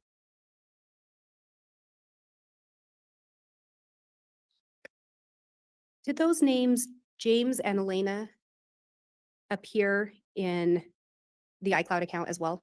Yes, Did they also appear in text messages? yes. Did you learn through the investigation of Chad being referred to as Raphael Yes, and Lori being referred to as Lily? yes. And last time you were here, we talked about some Google searches you reviewed. Mhm. Do you recall talking about searches for malachite? I do. Do you recall what accounts searched or who the accounts were associated with that searched for malachite? Yes, Chad Daybell and Lori Vallow. And do you recall approximately when some of those searches occurred? If I recall correctly, Chad's earliest search of malachite was in March of 2018, and then Chad and Lori both appeared to be searching for malachite in May of 2019. And during May of 2019, was Charles Vallow still alive? Yes, he was. And was Tammy Daybell still alive? Yes, she was.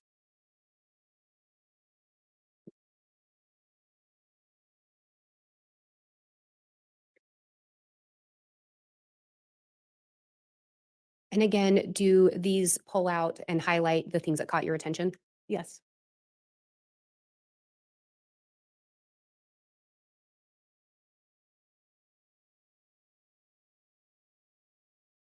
If you Google image search malachite, this is an example of one of the images I found online. So this was not found within the accounts. It was not, no. And we talked about those searches. Is that what we're seeing here? These are, yes, the later searches in 2019, correct.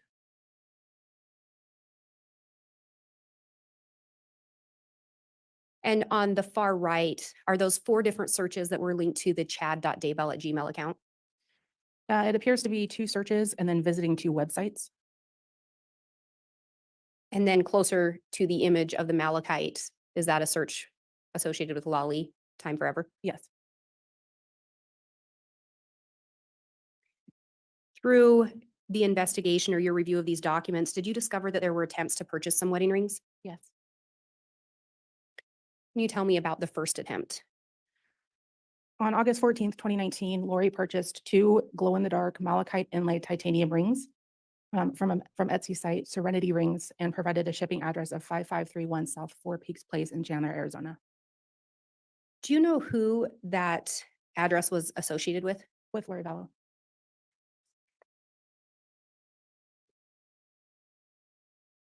And do you recall when Charles Vallow was killed? July 11th, 2019. And again, on August 14th of 2019, was Tammy Daybell still alive? She was.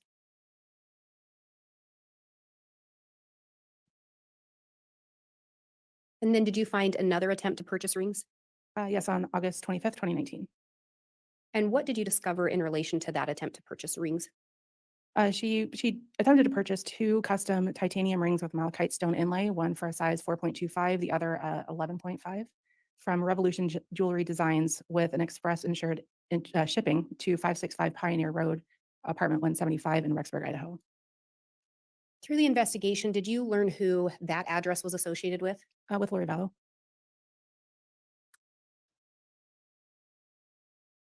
Did you learn whether or not there was ever a successful purchase of malachite wedding rings? Yes.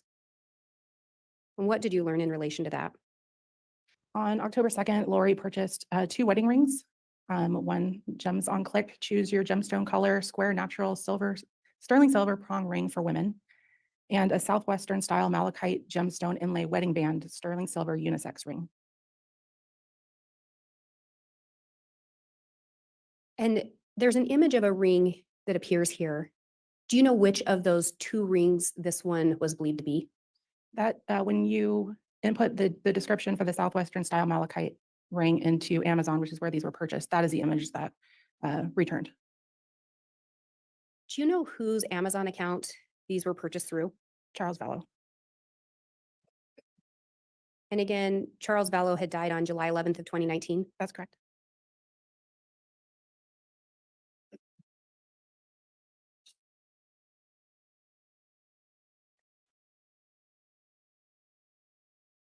And what are we seeing on this screen?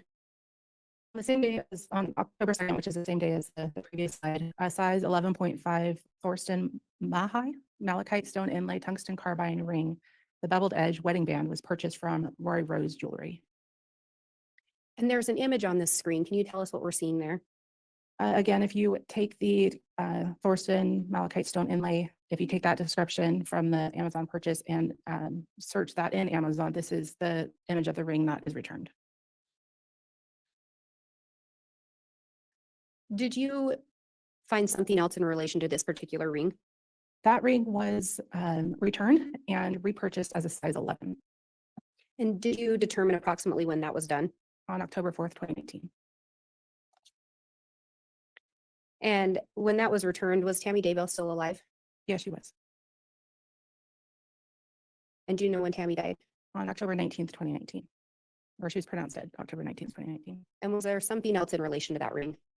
It was the size 11 was returned and repurchased again as a size 10 on October 25th, 2019, and did not appear to have been returned. Was there anything that stuck out about the image of this ring to you? It appeared similar to a ring Chad was wearing in their wedding photos.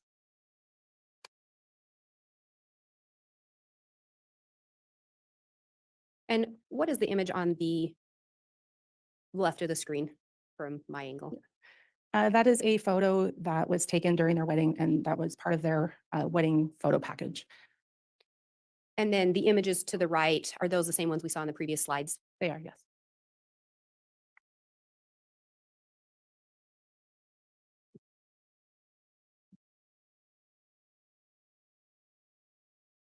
In relation to the investigation, did you also review some messages sent between devices associated with Lori and Chad? Yes. What are we seeing on this particular screen? This is an SMS, or more commonly referred to as a text message, originating from a 515 number attributed to Chad to one of Lori's phone numbers saved in the Lori Time iCloud account. And could you tell what date this was sent? July 13th, 2019. And could you please read the message into the record? Concerning the 2 weeks, BYU Idaho's graduation is July 23rd. Adam is getting his bachelor's and Leah and Joe are getting their associates. They are all walking in the same commencement ceremony.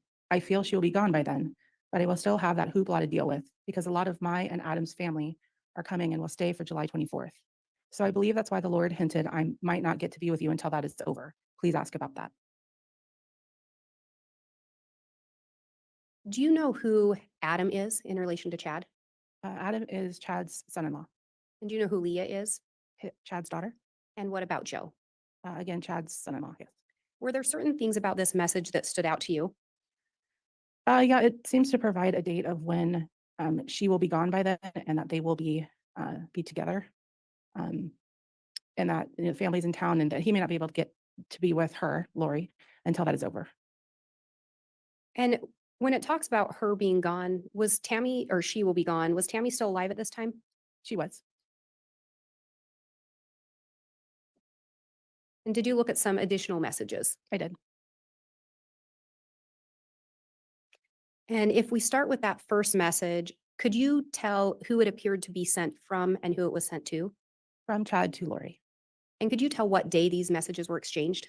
on July 22nd, 2019. So the first one that appears to be from Chad to Lori, could you read that into the record? Love you. Going with Garth in an hour to the other side of heaven too. Missing you desperately, but so excited to be with you. And then that This is some kind of an agent. I'm not quite sure.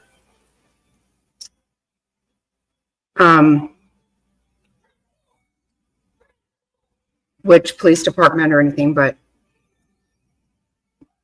she's some kind of agent. Love Louie. And you know what? You know, all the hoopla that's going to go on. Most parents find that hoopla to be some of the best times of all of their lives. I can't even believe this. God forbid that his children are doing well and, you know, people are going to celebrate it, cause hoopla. Oh my God, is it FBI? Okay, Frazzled, sorry. Thank you about that. Thank you for that. Yeah, I missed some kind of digital forensic person or something. Yeah, pretty irritated by that hoopla that he's annoyed with, because I guarantee you Tammy was thrilled over that hoopla.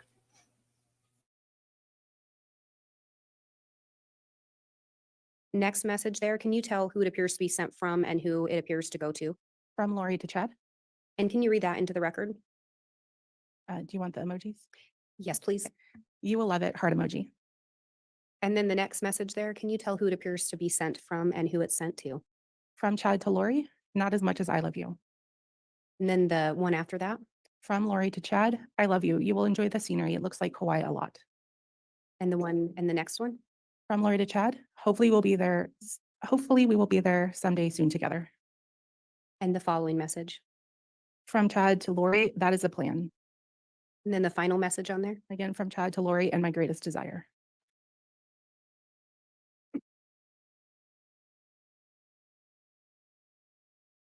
Through your review of things, did you discover anything in regards to Lori requesting a quote for a wedding? Yes. And what did you learn? Lori emailed a request or filled out a request form on October 30th, 2019, requesting a wedding on a Kauai beach for November 5th, 2019. And in those messages you just read, do you recall a specific reference to Kauai? Yes.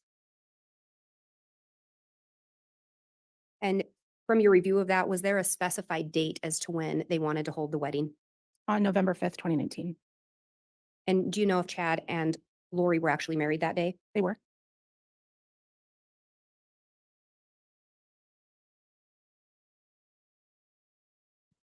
And again, what day of the week was November 5th? A Tuesday. And what kind of rings did they exchange? Malachite rings.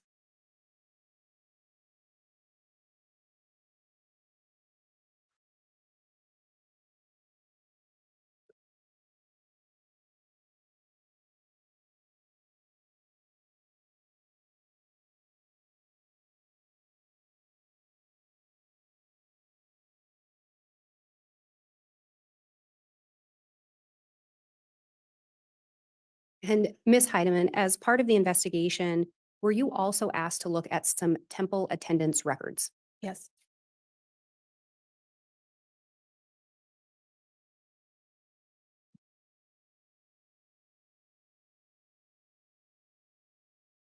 And do you know who those records were for? Chad Daybell and Lori Vallow. Your Honor, I have what's been marked as States Exhibit 230. I have a copy for counsel, the court, and a courtesy copy for Your Honor. All right.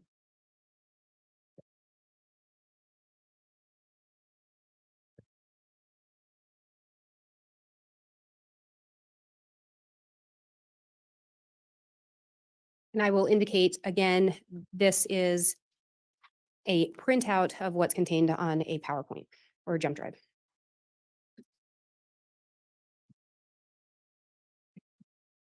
Or excuse me, not that one. In looking at those records, the 230, do you recognize those? I do. Are those in fact some documents that you reviewed? Yes, they are. In relation to the attendance records, was there a specific time frame you were asked to look at? I received a subpoena return, so I don't recall off the top of my head what the time frame of the subpoena was. No. And you just looked at the responsive documents in relation to the subpoena parameters? Correct. Yes. Your Honor, I believe that these documents have previously been stipulated to. All right, any objection to the admission of Exhibit 230? No, Judge. Exhibit 230 is admitted. And in your review of these, Ms. Heidman, were you specifically looking for dates that Chad and Lori were at the temple together? Yes, And in your review of these, did you end up creating a summary exhibit? I did. And do you believe that it would aid you in your testimony today? Yes. And do you believe it would aid the jurors? Yes. Your Honor, I have what's been marked as State's Exhibit 394. Again, I have a copy for counsel, the court, and a courtesy copy for Your Honor. This is the one that has a jump drive as well. Very well.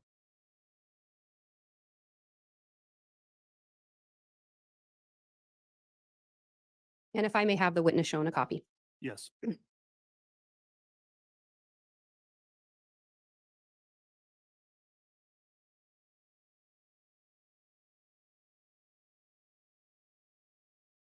And Ms. Heidemann, does this appear to be an accurate depiction of the exhibit we were just speaking about? It does. Your Honor, I would move for admission of State's Exhibit 394. Any objection? For demonstrative purposes, Judge? Yes, I think is that correct? It's a summary exhibit. As a summary exhibit, is that Rule 1006? Yes. Okay. It can be admitted as a summary exhibit under 1006. Thank you. And Your Honor, I would ask permission to publish from the jump drive. Yes, you may.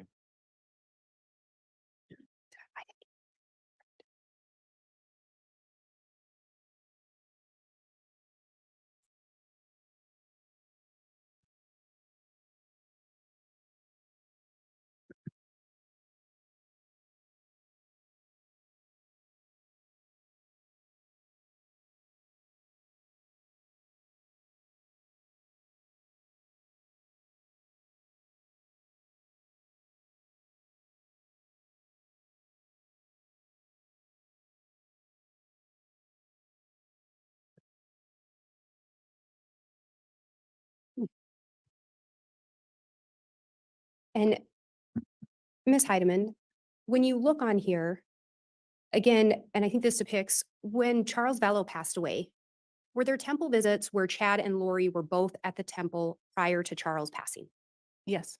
And how many visits did they have at the temple prior to his passing? 3. In relation to that first visit, was there anything that stood out about that one to you? Yes, in a story, so that temple visit corroborates some information, some evidence in a story where Chad and Lori or James and Elena are sealed in mid-November 2018 in the temple. And when we talk about the story, what story are you referencing? It's a story that law enforcement has termed the James and Elena story, just for ease of reference. It's a story of James and Elena and how they meet and the initial relationship. And so there was indication that James and Elena were at a temple around that same time. Correct, yes. And then in relation to that April 27th visit, can you see which temple they were at depicted there? Yeah, the Houston, Texas temple. Was there something about that particular one that caught your attention in relation to the investigation? Yes, and there was an email sent from a KK Walker email account that was created by Lori requesting Chad visit or come to Houston to speak at a children's camp in Houston on April 27th, 2019. And when you're looking at these temple visits, do you know how the visits are logged? It's my understanding that there are access or cards that they scan that is unique to each individual, and it captures the date and time of the scannings. And you were reviewing the records of those scannings? That's correct, yes. And with these first 3, were the scans of Lori and Chad's cards relatively close together? Yes. And when I say relatively close, could you give an approximation? Within seconds to a minute or 2. And are you aware when Lori moved or about when Lori relocated to Rexburg? Approximately September 1st, 2019. And are you aware when Tammy Daybell died? October 19th, 2019. And between Charles' death and Tammy's death, how many temple visits did you locate where Chad and Lori were together? 3. Was there anything different about the timing on any of those visits in relation to the scanning of the cards? The September 17th visit was a little bit longer. It was approximately 25 minutes between when, and I apologize, I don't remember who went first, between Chad and Lori scanning their cards. And then subsequent to Tammy's passing, did you locate another temple visit? Yes, on October 29th, 2019. And in looking at these, why were you looking at them? What were you trying to look into? We were looking at, again, to sort of corroborate other evidence in the case, as far as, like, as mentioned before, the James and Elena story. Also sort of the steps taken to be together in this relationship. There's travel to different states here. So just the lengths they went through to be together. And do you have any indication of what they were doing in the temples? No, I can't say that, no. And in relation to that first visit, is there some indication of what they were possibly doing in there? Objection, Judge calls for speculation. Sustained. Through the investigation in the James and Elena story, was there reference as to what James and Elena were doing in the temple around that time? Yes, they were being sealed. And outside of that, is there any indication in relation to the other days? No. And I can unpublish now, Your Honor.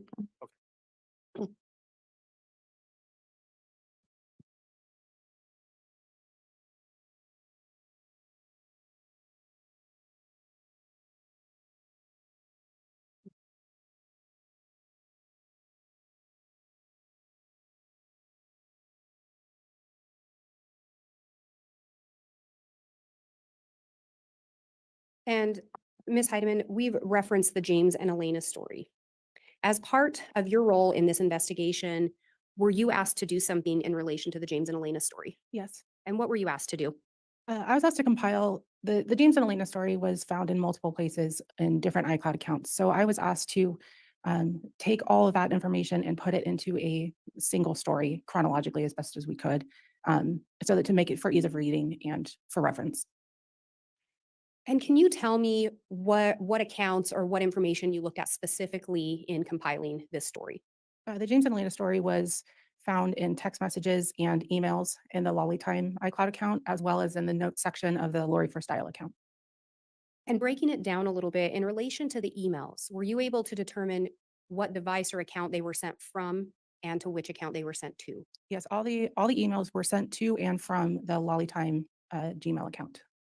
And in relation to the text messages or the messages, were you able to determine who or what number those were associated with as the sender? Yes, from the 515 number attributed to Chad. And who were those being sent to? They were to the Lollytime. They were saved in there. There was multiple phone numbers, but they were all attributed to Lori. And when we talk about attribution, do you recall when you were here previously testifying about attribution? Cell phone attribution, yes. And was that 515 associated with Bubby, one of the numbers you talked about that day? I did. And then turning to the notes, where were the notes located? They were saved in the Lori for Style account. In relation to the notes, was there any way to determine a date, time, any other identifiers with those? There did not appear to be any date or timestamps on those documents. And again, through the investigation, who did you learn or did you learn who James was an alias for? Chad. And what about Elena? For Lori. Did you learn of other aliases associated with Chad? Raphael. Did you learn of other aliases associated with Lori? Yes, Lily. And when we talk about Bubby, was Bubby a reference to Chad from what you could tell? Bubby was a term that I think was a term of affection that Lori used. I believe she actually referred to Alex and Colby, her son, as Bub or Bubby. So it was a term of endearment, but it's saved as Bubby is saved as the contact for the 515 number, which has been attributed to Chad. Is it fair to say in compiling this James and Elena that you went through a lot of data and information? Yes. And have you in fact compiled that story as best you could into one format? As best I could, yes.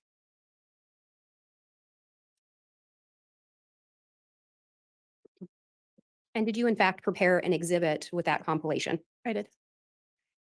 And Your Honor, I have what's been marked as States Exhibit 184B. I have it on jump drive format, a copy for counsel, a copy for the court, and then in the printout copy, I have a courtesy copy for Your Honor as well.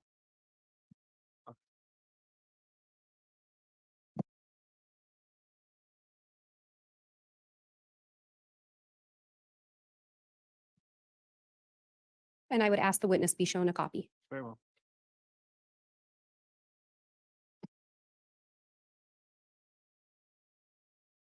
And Ms. Heidman, if you would look through those pages.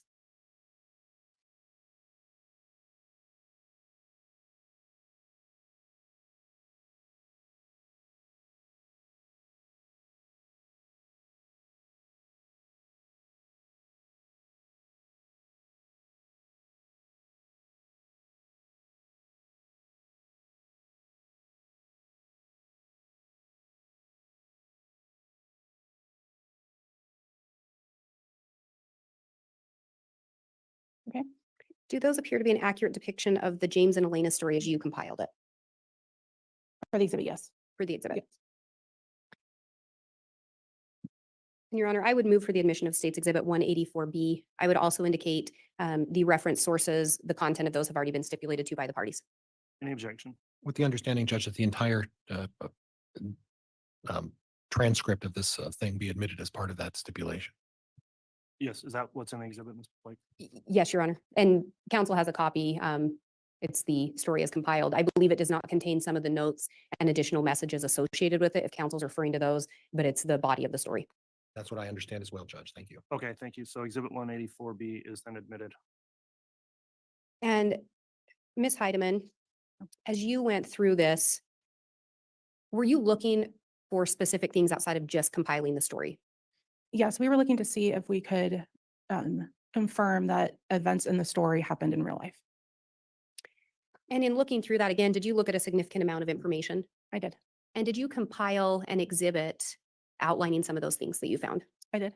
And is it a summary of some of what you located? Yes. Your Honor, I have what's been marked as States Exhibit 184G.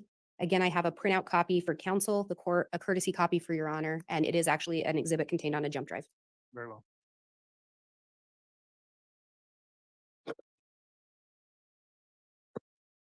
Thank you.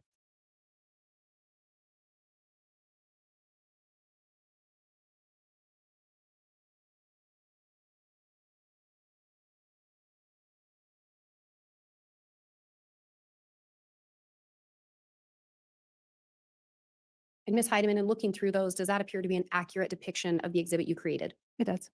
And do you believe it would aid you in your testimony today? Yes. Do you believe it would aid the jurors in understanding your testimony? Yes. The state would move for admission of States Exhibit 184G. Any objection? No objection, Judge. All right, exhibit 184G is admitted. And Your Honor, may I please be handed the jump drive of 184G? Yes.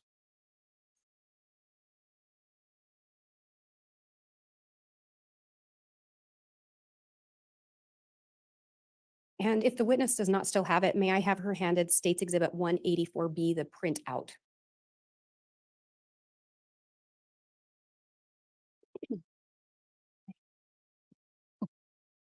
And Your Honor, I would ask to publish States Exhibit 184G. You may publish.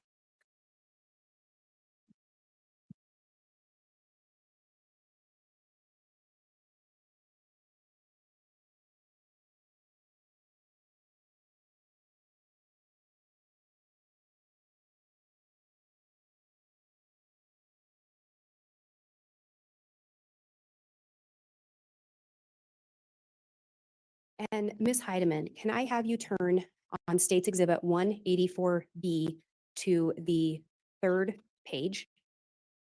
And look at the part, that first sentence beginning with Friday. Okay. Would you please read into the record from Friday to the word forever? May I ask a question real quick? Yes. I am aware, I don't know if it's this one exactly, but there might be some typos or grammatical errors. Do you want me to read it as it is, or maybe how it should be? Little things like if, of, like just typo stuff. Thank you for clarifying that. Let me ask you, when this was created, did you essentially copy and paste as it was located within the iCloud account? Yes. So does that include grammatical errors? Yes. Does or it include some typos? Yes. As you read through, would you please indicate, would you please read the correct word? And then we will go back and indicate what the other word written or typo may have been. The correct word as on. If you would read the correct word as you believe it to be. Oh, I'm sorry. Yes. Yeah. And you said to start from If Friday? you'll start on Friday and read to the word forever. Friday morning, October 26th, driving south on the freeway, a voice said, "You will meet an extraordinary woman today who will change your life forever." This was shocking since such a thing seemed very unlikely at this conference. It is actually a very detailed story that began long ago on another world, and I will cover that part as I go along and the characters figure things out. But on the morning of October 26th, James arrived in St. George, still a bit baffled by the message he had received. He unloaded his books and set up his table, then joined the organizers for dinner in the main room. He saw his friend MG, who had been so helpful to him when he spoke in Mesa that July. MG introduced James to her friend Elena. And I'm going to stop you there for a moment. As you look through that, and if we look at the exhibit on the screen, was there something about that first part that caught your attention in relation to what may have been going on in Chad and Lori's lives? On October 26th, 2018, Chad Daybell was listed as a speaker at a Preparing a People conference in St. George, Utah, between October 26th and 27th. Additionally, we have Melanie Gibb, or MG, we believe in this instance, confirmed that she was the one that introduced Chad and Lori as their mutual friend at this conference. And then on October 30th, 2018, Melanie Gibb texted that below the photo to a group text, including Lori Vallow that was captured in an iCloud account. And when you went through this, was there also mention of Elena helping Chad sell his books? Correct. Later in the story, I believe there's indication, or in the story, says that Elena helped Chad sell his books. Yes. So in that first part of the story, did it appear to match up with events going on in Chad and Lori's lives? It did. And then if you will pick up reading, if you'll pick up on the fourth row or fourth line from the bottom at the very end there, he was, and read those next two sentences. He was happily surprised when she mentioned a key part of his novel, The Renewed Earth. No one had ever recognized the significance of that scene before. And then if you'd read the next two sentences, I apologize. He had heard that voice before and seen that smile before. He felt they had even talked like this before. But who could be certain when? And looking back now to Exhibit G that's up on the screen, in that image that we're seeing there, do you know who, and when I say the image, the photo of the people, do you know who those individuals are? I don't recall the woman to the far left. The second woman from the far left is Lori Vallow, then Melanie Gibb, Chad Daybell, and Zulema Pastenes. And you just read about a novel, The Renewed Earth. And was there something about that that stuck out in relation to the James and Elena story and Chad and Lori? In the James and Elena story, he claimed to have written a novel titled The Renewed Earth, and Chad Daybell also wrote a novel entitled The Renewed Earth.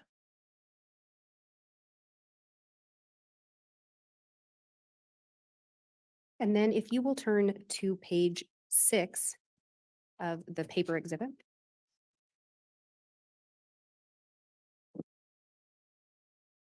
And if you will start reading that first sentence and read the first two sentences into the record. I must clarify that James is a very difficult person to get information from. He has been blessed with great knowledge, but 99% of the people he knows do not realize that. And then if you will skip the next couple sentences and pick up with he knew, she, and read to the end of that paragraph. He knew she was one of the very few people on earth he could trust. James's spirit was so excited at this revelation that he shattered a thick veil that had been placed between these two souls during their mortal lives. The thick veil had been placed because of the unique, unparalleled love James and Elena had shared in previous lifetimes. That veil had prevented them from finding each other until this appointed day that would be remembered throughout the heavens as the true beginning of a spectacular mission that would save millions of souls and defeat the forces of darkness. Was there something about this particular section of the story that stood out to you? I believe the thing that stuck out the most was their spectacular mission. And then the concept of darkness, the light and dark was a concept that came up pretty frequently in the investigation. And did you also see in there reference to James and Elena having shared previous lifetimes together Yes. or shared love in a previous lifetime? Yes. Let me get, oh yeah, there we go. Unparalleled love James and Elena had shared in previous lifetimes. Did you ever learn anything in relation to Chad and Lori and believing they were married in previous lives? Yes.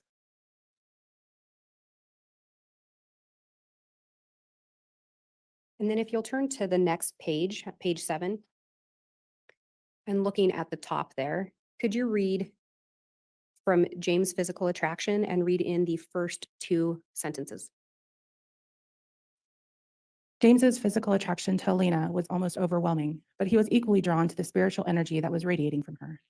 As they talked, it was confirmed to him that they had indeed been married before and were eternal companions. As you're looking, as you read through that, do you see who it was confirmed to? So James it's confirmed to James And James was known to be an alias for who? for Chad.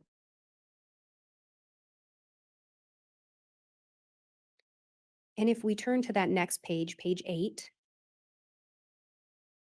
and it's about halfway down, a little more than halfway down, there's a sentence that starts out with, he made an awkward attempt. Just you- till the end of the, oh, I'm sorry. If you would read those 2 sentences, that and the following sentence.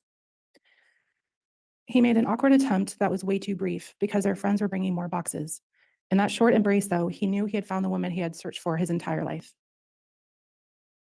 Do you know approximately what period of time this would have been referencing? This would have been referencing the October 26th, their first meeting. And during this time, was Tammy Daybell alive? Yes, Was Charles Vallow alive? yes.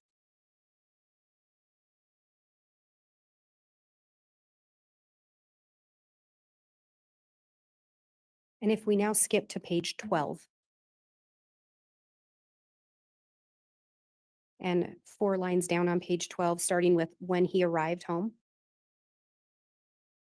If you could read that and the next sentence into the record. When he arrived home, he searched the internet for anything about her, but there was nothing. She was a fascinating mystery that he wanted to spend the rest of eternity with. Was there anything in relation to this that stuck out in regards to the investigation? Yes, through the review of Chad's Google searches, Chad Googled Lori the same day that he met her on October 26, 2018, this is about a day off, but it's around the same time frame. So in the story, James is searching Elena, correct? Correct. And in real life, Chad was searching Lori Vallow. Correct. And if we go to the next page, 13, and about 4 lines down, there's a sentence that starts with, he was able to help clarify. Would you read from there to the end of that paragraph? He was able to help clarify many of the promptings and impressions she had felt in recent years. She knew she had lived on Earth before, and James was able to clarify when. They had been married before on this Earth and other times on a previous Earth. Their love truly spanned the universe and eons of time. They knew the Lord had brought them together again for a crucial mission that only they could accomplish as a united couple. During the next week, they spoke every day for at least an hour, but often longer. They hungered to know everything about each other. This was a new experience for James, to open up and share the true feelings of his heart. But he knew he could trust her completely. The bond between them was intense, and only the vast distance between them kept their passion for each other from roaring into a blazing inferno. She quickly became his best friend, or better said, 2 best friends had reunited, and their prior love was now ignited in a wonderful heavenly way. And were there certain things about this passage that caught your attention?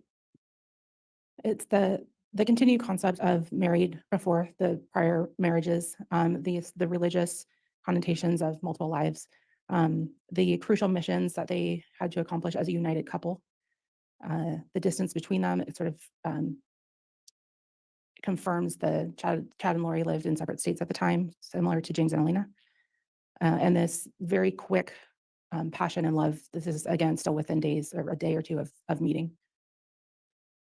And at the very start of the passage you read, Did you also see where he was the one able to help Judge, I have an clarify? object at this point. This is becoming counsel testifying during this introduction of the evidence. It's leading, I'll sustain. And can you read that first sentence again? He was able to help clarify many of the promptings and impressions she had felt in recent years. And again, James is an alias for who? For Chad, And Elena is an alias for who? for Lori. And Judge, that's been asked and answered and previously been established, and yet it's continuing. Well, the objection's overruled. It's not timely. Go ahead, Ms. Blake. Thank you. And if we then move to the next page, page 14, starting about 4 lines up with he knew. If you would read from he knew to the end of that. He knew they had been married before, and they had been close friends with the Savior when he lived in Jerusalem. James had served in an important position in the Lord's church, and Elena had been his beloved spouse and best friend. That relationship was now meant to continue in this lifetime. And if you would turn to the next page and continue reading the first 3 lines. In Jerusalem, James and Elena had enjoyed tremendous intimacy. Their physical desire for each other was unmatched, and they were fortunate that they could be alone morning, noon, and night, and they seized every chance to passionately express their love to each other. And then if you skip down to the bottom, the 3rd line from the bottom, starting with he knew they, and read through the end of that passage. He knew they were meant to be married again and the complete important missions. He knew they were meant to be married again and complete important missions together before the second coming. He was ecstatic that she was receiving confirmation of these things as well.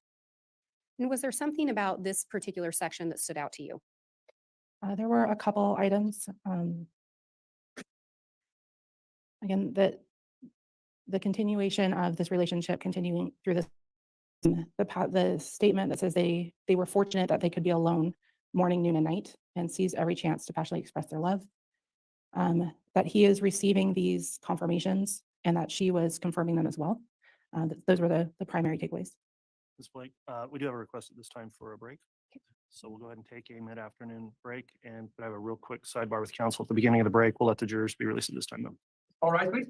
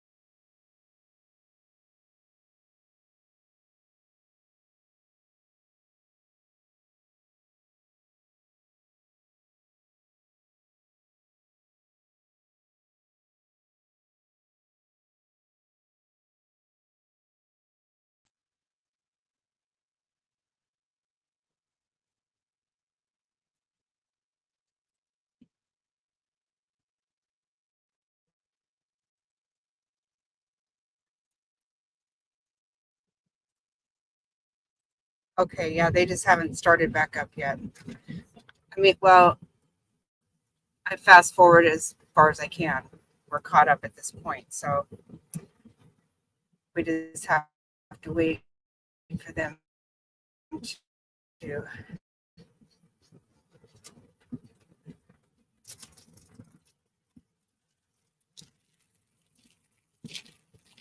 get going again.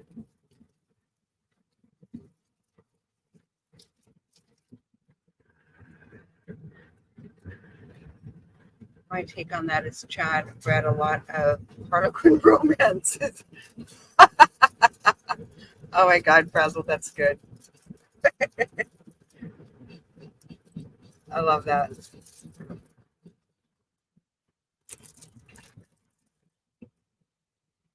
Over halfway, starting with they helped clean. Would you read the rest of that into from there and the rest of the passage into the record? They helped clean up the conference, and Elena graciously allowed James to stay in a spare bedroom at her home that night. They visited with other friends until after midnight, then they all went to bed. James anxiously hoped Elena would join him in the spare room. It took a while for everyone to settle into their beds, but once the house quieted down, James opened his door slightly and saw the wondrous sight of Elena approaching the room. And what about that stood out to you, if anything? Statements from Lori's friends indicated that she allowed conference goers, some of the conference goers, to stay at her house the last night of the conference. And then if we turn to page 27.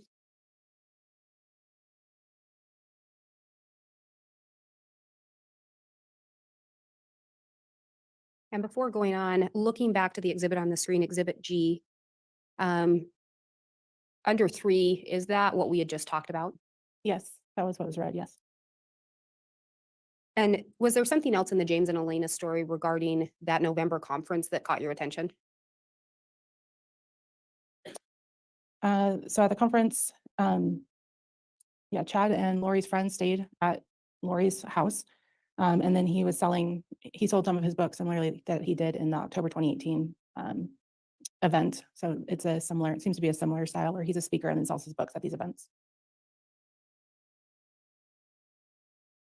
And on the bottom of page 27, that last sentence, and then continuing on to the following page, if you would read the last sentence of 27 and the first 3 sentences of page 28.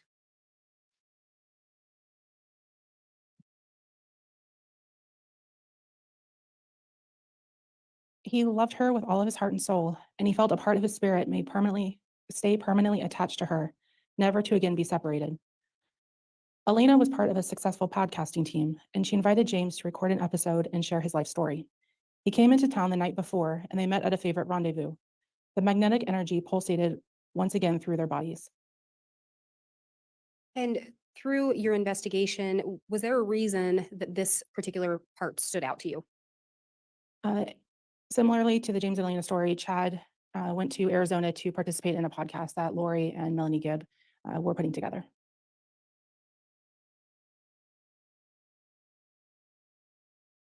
And then if we turn to page 30.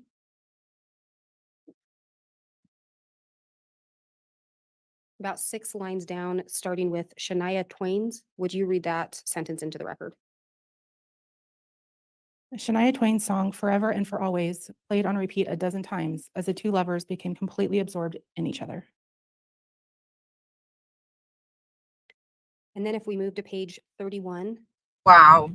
4 lines down, starting with each time, if you were to read the next 3 sentences into the record. Seriously.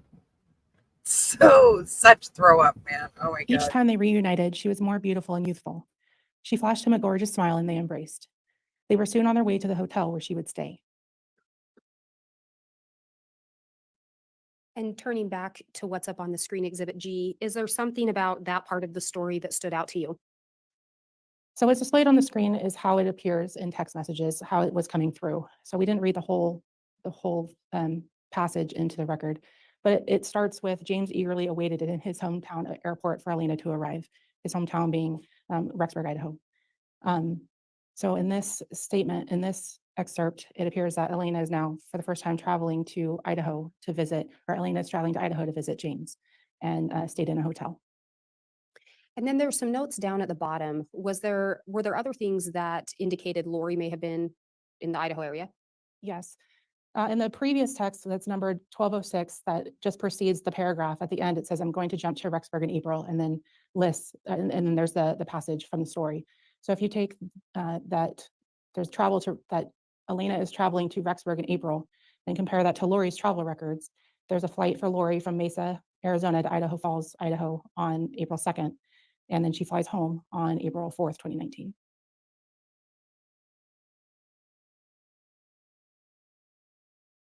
And during this time, was Charles still alive? He was, Was Tammy still alive? yes. And if we turn to page 32 of Exhibit B, I think they and wanted on the to second give line us this beginning with but weekend during, to would you read that down try to to the digest sentence? this disgusting crap we're listening About to. 6 lines of that down to where the sentence starts with the same, so ending in that sentence every way. I'm sorry, and you said start with but during? Start with but during, Sorry yes, about that, please. I lost my spot. But during James's latest mission, his wife had died back in Jerusalem. He was unsure what was next for him. Suddenly, Jesus appeared to him as he walked along and told James that he would become the bishop of Jerusalem and that he should marry his niece, Elena. James's attitude quickly brightened. There was something very special about Elena, and he knew they would be very compatible in every way. And then if you go on to the next page 33, would you start with the Savior? Yeah, because they down, need to get down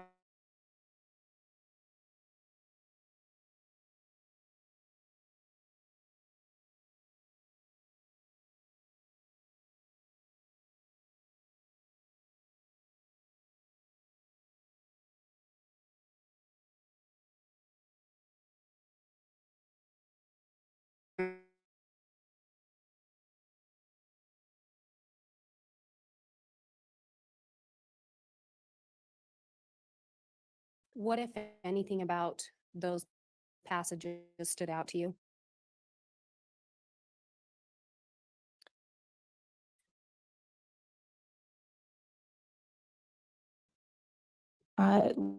Were sealed, so it's this concept of them being married and it being blessed by Jesus. So those concepts.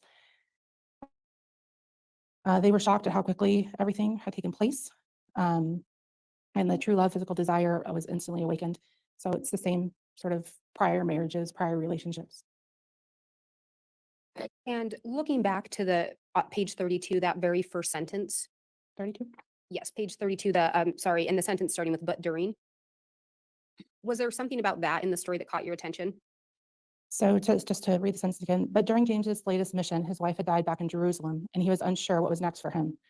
This is the only time that a wife is mentioned during the story, and James's wife had died at this in the story as well. And then if we turn back to page 33. I don't know, Frazzle. At the very bottom, second line from the bottom, starting with then James, would you read from that through the end of that passage? Then James placed his lips on hers, and sparks flew between them. He pulled her close to him and whispered, I love you, Elena. I always have, and I always will. And Your Honor, may we please approach? Yes.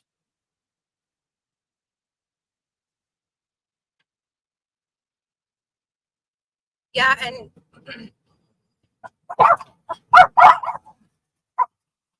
I would like them to keep pressing on because I want this thing to be over with by June.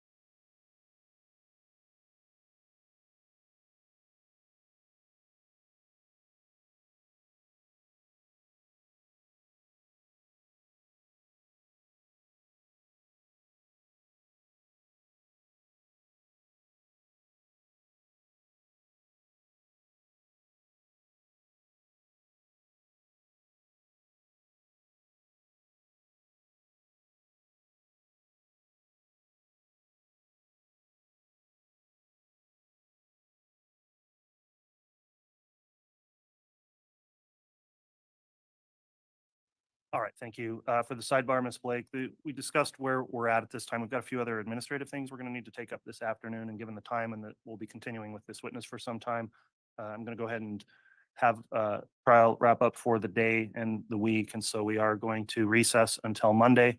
We'll come back on at our standard starting time with evidence at 8:30 Monday morning. To the jurors, thank you very much for your attentiveness throughout this week.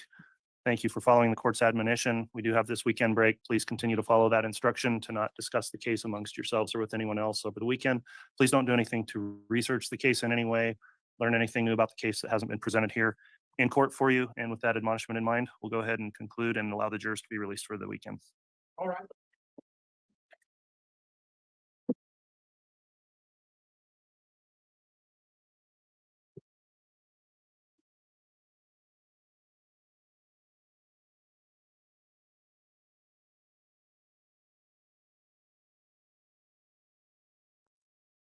Yeah, we did. We got through it. Wow. That was something, huh?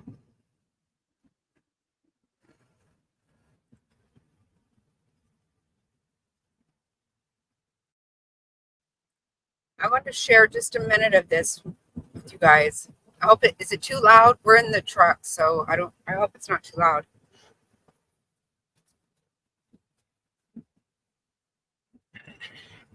Oh yeah, Gerri. The girls love their cups.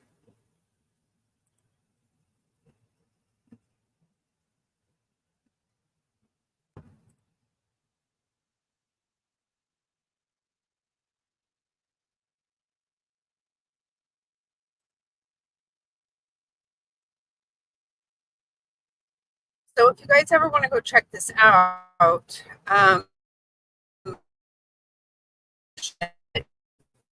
started for her, and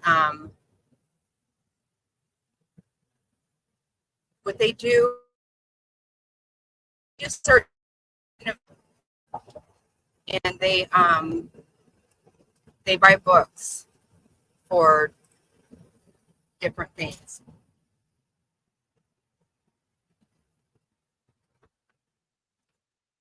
He's asking to himself to look. I know. Right, Frazzle?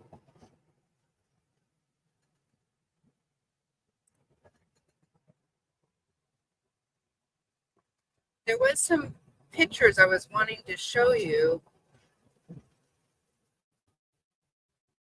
guys.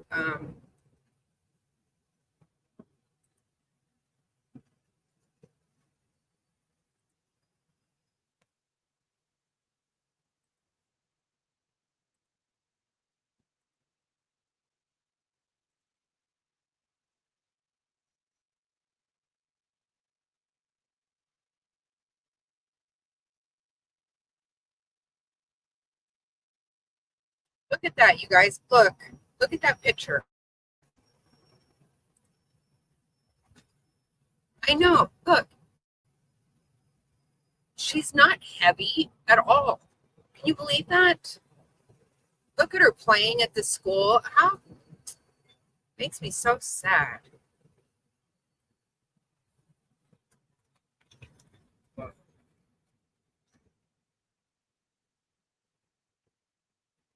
See, she's out at the school having a water balloon fight with the kids, all happy, not heavy. I just don't get why they keep saying that shit. I know. That's so crazy to me. I don't get it. I do love that picture. I do.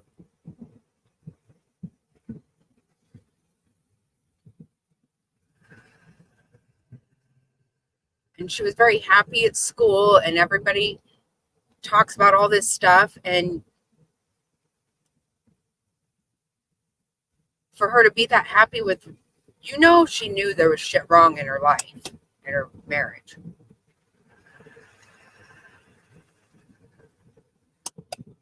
Yeah, you're right, Gerri. I know.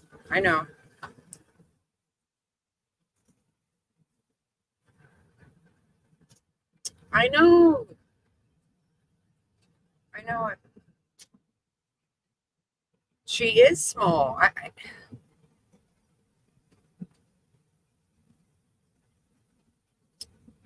I know. I love looking through that that Facebook.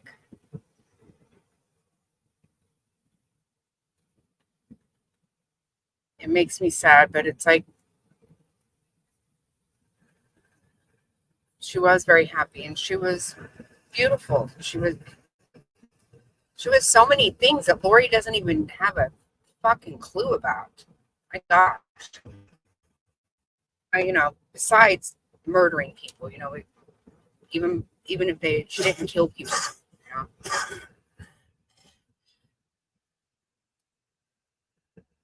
Okay, I'm going to end it here because I'm starting to not have great service where I'm at, and it's loud here in this vehicle. And I'm going to try to come on sometime this weekend. We decided to take a last minute trip up to the cabin and take up a new sofa for there and just do some things. So we're heading out of town right now, and I'm going to try to come live sometime this weekend. I'll see. Yes, you all have a great night too. Thank you guys so much. Thanks for this week. It was awesome. I love you guys. Thank you.